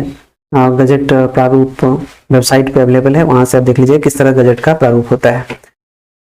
उत्तर प्रदेश शासन ऊपर लिखा जाता है, फिर लिखा जाता है सचिवालय प्रशासन अनुभाग 5 अधिसूचना। ये जो है ना सचिवालय का जो विभाग है उसका नाम है, पत्र का संख्या है यहाँ पे, और ये जो जगह है लखनऊ में है, लखनऊ और दिनांक ये लिखा जाता है। देख लीजिए यहाँ पे सरकार का नाम, विभाग अनुभाग का नाम, संख्या, राज्य का नाम और दिनांक, जहां से लिखा गया है वहां से वहां का नाम है, स्थान का नाम। अधिसूचना का देखिए यहाँ पे अब बीच में लिखा जाता है अधिसूचना और लिखा जाता है सम्यक विचारोपरांत श्री राज्यपाल उत्तर प्रदेश सचिवालय अधीनस्थ सेवा के समीक्षा अधिकारी पद को एतत् द्वारा राजपत्रित प्रतिष्ठा प्रदान किए जाने की सहर्ष स्वीकृति प्रदान करते हैं। तो ये सहर्ष स्वीकृति, सम्यक विचारोपरांत, अधीनस्थ, एतत् द्वारा राजपत्रित प्रतिष्ठा, ये सारे जो टर्म है, वर्ड है, इसको कंठस्थ कर लीजिए। इसका यूज करेंगे तो काफी सरकारी लगेगा और प्रभावी भी लगेगा। यहाँ पे हस्ताक्षर, नाम और ये पद। पृष्ठांकन भी करते हैं, पृष्ठांकन का आपको पता है, तथ्य दिनांक का मतलब जिस तिथि को पत्र जारी हुआ उसी तिथि को ये पृष्ठांकित किया गया है, उसी तिथि को प्रतिलिपि भेजा गया है। पृष्ठांकन संख्या यहाँ लिख देंगे 5, 18, 1 जो भी है। उक्त अधिसूचना की प्रतिलिपि निम्नलिखित को सूचनार्थ एवं आवश्यक कार्यवाही हेतु प्रेषित। आप लिखेंगे महालेखाकार उत्तर प्रदेश शासन, सचिव लोक सेवा आयोग उत्तर प्रदेश, सचिवालय के समस्त प्रशाखा अधिष्ठान, निदेशक मुद्रण एवं लेखन सामग्री ऐशबाग, लखनऊ को राजकीय गजट के आगामी अंक में प्रकाशनार्थ। तो लास्ट में जो होता है अधिसूचना ये मुद्रण के लिए जाता है, क्योंकि गजट में प्रकाशित होती है तो लिखते हैं निदेशक मुद्रण एवं लेखन सामग्री ऐशबाग लखनऊ को राजकीय गजट के आगामी अंक में प्रकाशनार्थ। यह हो गया पृष्ठांकन। और यहाँ पे हमेशा ध्यान रखिएगा जो पृष्ठांकन करते हैं वो उच्च अधिकारी से निम्न अधिकारी को, सबसे ऊपर में उच्च अधिकारी का नाम होगा, फिर उसके नीचे के अधिकारी का, फिर उसके नीचे के अधिकारी का, फिर उसके यानी डाउन चलता है ये, सबसे ऊपर बड़े अधिकारी, फिर उसके नीचे अधिकारी, फिर उसके नीचे अधिकारी, इस तरह से पोस्ट वाइज ऐसे लिखा जाता है। फिर पृष्ठांकन करने वाले जो होते हैं आज्ञा से लिखते हैं, को उप सचिव, यहाँ सचिव लेटर लिख रहे हैं, उप सचिव आज्ञा से इसको पृष्ठांकन कर रहे हैं। अब आपसे पूछा जाएगा कि बताइए कार्यालय आदेश और अधिसूचना में क्या अंतर है, इसको आपको बताना है। तो आप बताएंगे, देखिए कार्यालय आदेश जो होता है किसी विषय में सक्षम कार्यालय द्वारा निर्मित आदेश होता है। एक जो कार्यालय आदेश लिखता है उसी कार्यालय का होता है जो जिस कार्यालय में ये लिखा गया है। अधिसूचना क्या होता है? यह किसी विषय के संबंध में आधिकारिक सूचना होती है। ठीक है, ये आधिकारिक सूचना होती है और ये सर्वसाधारण से संबंधित होती है। इसमें सिर्फ एक कार्यालय इन्वॉल्व नहीं होता है, इसमें सभी लोग इन्वॉल्व होते हैं जिससे ये संबंधित है। यह केवल कार्यालय पत्र होता है और यह अधिसूचना जो है, यह पत्र कभी कभी आम जनता से भी संबंधित होता है। कार्यालय आदेश यह स्पष्ट एवं सरल शब्दों में लिखा जाता है, जबकि अधिसूचना इसकी शैली विधिक एवं टकसाली होती है, मतलब कानूनी भाषा में लिखा जाता है, क्योंकि कल के डेट में इसको कोई न्यायालय में चुनौती ना दे। यह अनुभाग अधिकारी द्वारा जारी किया जाता है। यह राष्ट्रपति व राज्यपाल के नाम से जारी किया जाता है, समझ लीजिए। तो कार्यालय आदेश कार्यालय के जो अधिकारी हैं, अनुभाग अधिकारी, उनके द्वारा लिखा जाता है। अधिसूचना जो होता है राष्ट्रपति और राज्यपाल के नाम से जारी किया जाता है। कार्यालय के अंतर्गत पत्र व्यवहार के रूप में प्रयोग किया जाता है, मतलब कार्यालय जो होता है कार्यालय के अंतर्गत, अंदर में ही, कार्यालय में ही पत्र के रूप में पत्र व्यवहार के लिए यूज किया जाता है। लेकिन ये क्या होता है? अधिसूचना ये सार्वजनिक होते हैं तथा सरकारी गजट में प्रकाशित होते हैं। क्लियर है? अब यहां से हमारा शुरू हो जाता है फाइनेंशियल रूल। और मैं आपको बताता हूं कि यूपी फाइनेंशियल रूल का जो भी कंटेंट है, ये जो बना गया है, इसका credit career and motivation channel को जाता है। यह क्रेडिट करियर एंड मोटिवेशन को देता हूं।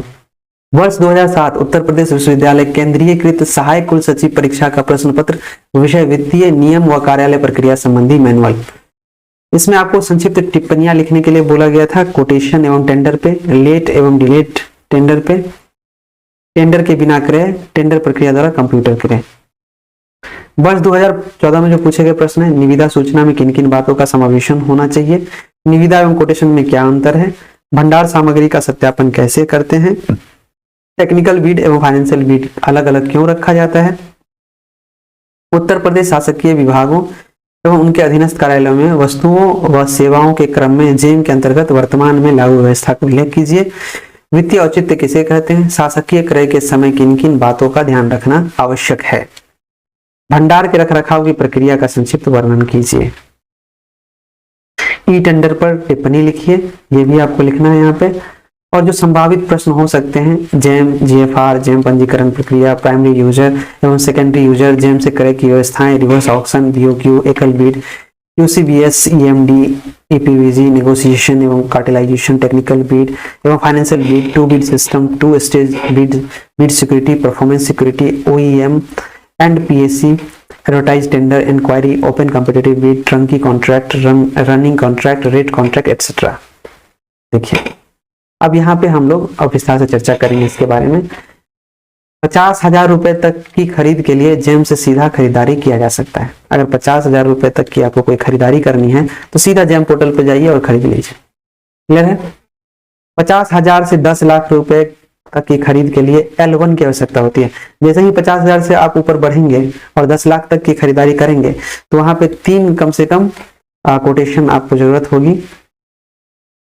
3 जो सेलर हैं उनकी आवश्यकता होगी और उनमें जो सबसे क्लोएस्ट वन होगा उनसे आपको ये खरीदना होगा।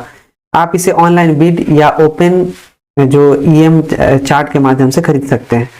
अब जैसे ही आप ओपन बिड करते हैं तो वहां पे क्या होता है ना कि जेम में रजिस्टर्ड होते हैं सेलर, तो वो क्या करते हैं कि आपके बिड के अकॉर्डिंग अगर वो मैच करते हैं तो आप उससे खरीद सकते हैं। वहां से आपको अवेलेबल मिल जाएंगे जेम पर। 50,000 से 10 लाख रुपए तक की खरीद के लिए L1 जो होगा, जो ओपन बिड में भाग लेगा, उससे आप खरीद सकते हैं। यदि खरीदारी 10 लाख रुपए से अधिक की है तो अनिवार्य रूप से बिड सिस्टम के माध्यम से ही खरीदारी करनी चाहिए। तो यहाँ पर 50,000 से 10 लाख तक के बीच जो है ओपन बिड हम कर रहे हैं। यहाँ पे जो है ना बाध्यता कर दिया गया है, 10 लाख रुपए से अधिक का अगर खरीदारी है तो एकदम एसेंशियल है कि आपको बिड सिस्टम में आना ही पड़ेगा, टेंडर निकालना ही पड़ेगा, क्योंकि यहाँ पे पारदर्शिता का सवाल हो जाता है। तो पारदर्शिता के लिए के माध्यम से रिवर्स ऑक्शन भी किया जाना चाहिए। अब रिवर्स ऑक्शन में क्या होता है ना कि जो पार्टी है जो टेंडर में हिस्सा लिया है उसमें जो कंपटीटर्स हैं जो हिस्सा लिए हैं सप्लायर्स, उनके बीच कंपटीशन हो जाता है। रिवर्स ऑक्शन करने के बाद ना ये चलने लगता है और सभी पार्टी को लोएस्ट वन कौन है, मतलब लोएस्ट वन रेट दिखता रहता है।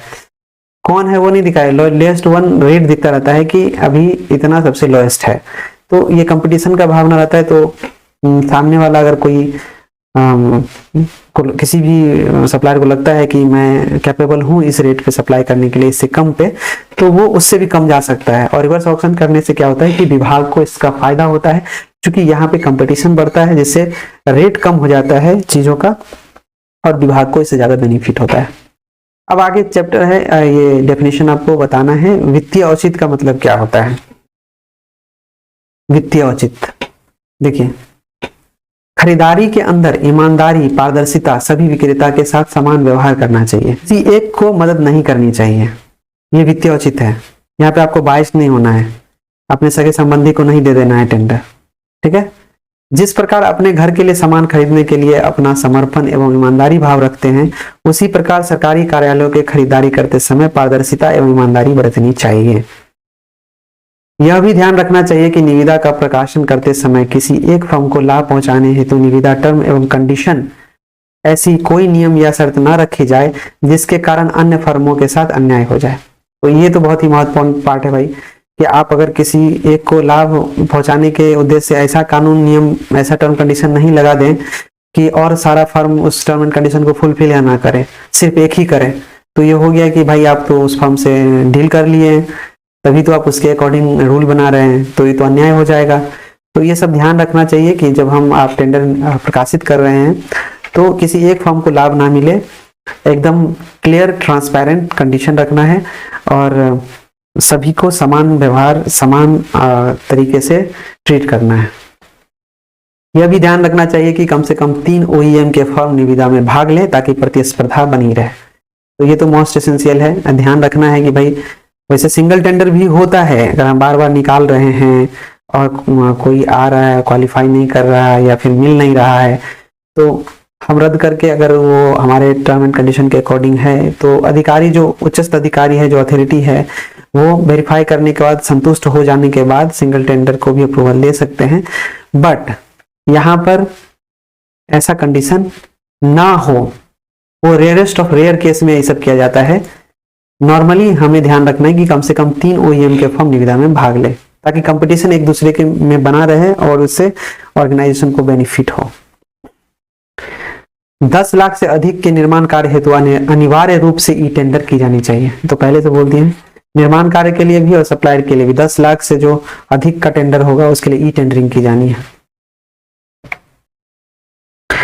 अब जेम के माध्यम से क्रय को देखते हैं। इसका स्रोत क्या है? वित्तीय हस्त पुस्तिका खंड 5 भाग 1 का अध्याय 12, नियम 255 से 260, परिशिष्ट 18। ये देख लीजिए, वित्तीय हस्त पुस्तिका खंड 5 के भाग 1 के अध्याय 12 के नियम 255 से 260 के परिशिष्ट 18 में उल्लेखित है। फाइनेंशियल हैंडबुक के सेक्शन 5 पार्ट 1 के चैप्टर 12 रूल 255 टू 260 के अपेंडिक्स 18 में इस बात का उल्लेख है। ये क्या है? उत्तर प्रदेश प्रोक्योरमेंट मैनुअल 2016, ठीक है। 5/1/12 255 से 260 याद रखना, परिशिष्ट 18, उत्तर प्रदेश प्रोक्योरमेंट मैनुअल 2016। सूक्ष्म लघु एवं मध्यम उद्यम विभाग MSME द्वारा निर्गत शासनादेश भारत सरकार ने जेम पोर्टल को वर्ष 2016 में SPV स्पेशल पर्पस व्हीकल के रूप में स्थापित किया था। यहाँ पे लिख रहा है कि सूक्ष्म MSME है, सूक्ष्म लघु एवं मध्यम उद्यम विभाग, उसके शासनादेश के अनुसार भारत सरकार ने जेम पोर्टल को वर्ष 2016 में SPV के रूप में स्थापित किया था। SPV कहने का अर्थ है स्पेशल पर्पस व्हीकल, जिसे उत्तर प्रदेश सरकार ने दिनांक 23 अगस्त 2017 के MSME शासनादेश के द्वारा अंगीकृत किया। यानी कि एक साल बाद 2016 में SPV के रूप में भारत सरकार ने इसको स्थापित किया जेम पोर्टल को, और उत्तर प्रदेश सरकार ने 23 अगस्त 2017 को MSME शासनादेश के द्वारा अंगीकृत कर लिया, एक्सेप्ट कर लिया। इसका उद्देश्य क्या था? गुणवत्तापूर्ण, पारदर्शी एवं मितव्ययी व्यवस्था बनाना। जो पहले का नियम था उत्तर प्रदेश में, पता है कि वो अंग्रेज के जमाने का था, बहुत पुराना। तो अभी जो नियम है वो अभी के वर्तमान के समय में पुराने नियम वैलिड नहीं है, क्योंकि समय बदला है, प्रोक्योरमेंट का तरीका बदला है, डिजिटलाइजेशन का जमाना आ गया है, तो नियम में भी बदलाव होना आवश्यक है। तो इसीलिए उत्तर प्रदेश सरकार ने वर्ष 2017 में 23 अगस्त को इसको अडॉप्ट कर लिया। वित्तीय हस्त पुस्तिका के भाग 5 खंड 1 के परिशिष्ट 18 में भंडार एवं क्रय नियम का उल्लेख है। देख लीजिए, तो क्रय नियम कहां पर है? भंडार एवं क्रय नियम भाग 5 खंड वित्तीय हस्त पुस्तिका खंड 5 भाग 1 अध्याय 12 नियम 255 से 260 परिशिष्ट 18। ठीक है, ये वित्तीय हस्त पुस्तिका भाग 5 खंड 1 परिशिष्ट 18 में भंडार एवं क्रय नियम का उल्लेख है। ये उत्तर प्रदेश के परिप्रेक्ष्य में बात कर रहे हैं। अगर केंद्र सरकार की बात करेंगे तो इसके लिए जीएफआर 2017 के नियम 149 में इस खरीदारी के बारे में उल्लेख किया गया है। तो ये याद रखना है, उत्तर प्रदेश सरकार के लिए, उत्तर प्रदेश राज्य के लिए परिशिष्ट 18 में है पुस्तिका, है ना, खंड 5 भाग 1, यहाँ उल्टा लिखा गया, 5 होगा भाग 1 होगा। ठीक है, उत्तर प्रदेश सरकार भी केंद्र सरकार के जीएफआर 2017 के प्रोक्योरमेंट मैनुअल का अनुसरण करता है। क्लियर है? अब हम बात करते हैं जेम पोर्टल का। भारत सरकार द्वारा स्थापित एक ऑनलाइन प्लेटफॉर्म है जो सरकारी विभागों के उत्पाद एवं सेवाएं क्रय हेतु एक संरक्षित एवं पारदर्शी प्लेटफॉर्म प्रदान करती है। सरकारी विभागों में सभी उत्पाद एवं सेवाओं का क्रय जेम पोर्टल के माध्यम से ही किया जाना अनिवार्य है। यदि कोई उत्पाद एवं सेवाएं जेम पोर्टल पर उपलब्ध नहीं है तो संबंधित उत्पाद एवं सेवाओं का जेम पोर्टल पर नहीं मिलने का जेम पोर्टल जनित प्रमाण पत्र के आधार पर बाजार से नियमानुसार क्रय किया जा सकता है। तो यहाँ भी टर्म एंड कंडीशन लगा हुआ है कि जितना भी आप सामान खरीदेंगे, भारत सरकार का ये ऑनलाइन प्लेटफॉर्म है, वहां से खरीदेंगे, सारे सरकारी विभाग के लिए एसेंशियल है। सारे उत्पाद का और सेवाएं जो भी है वो इस प्लेटफॉर्म से खरीदेंगे, जेम से। और अगर जेम पोर्टल पर वो सेवाएं उत्पाद नहीं मिलती है तो वहां पर एक सर्टिफिकेट जनरेट होता है। ठीक है, नॉन अवेलेबिलिटी सर्टिफिकेट होता है, उसको बोलते हैं। तो वहां पे नहीं मिलने का जेम पोर्टल जनित प्रमाण पत्र आपको प्रिंट आउट लेना है, जनरेट करना है, और उसके आधार पर आप जो भी परचेज कमेटी है वहां पे रिकमेंड करेगी और फिर बाजार से आप खरीद सकते हैं। आगे, उत्तर प्रदेश शासन एवं जेम के माध्यम से दिनांक 9/10/2017 का MOU एवं उत्पाद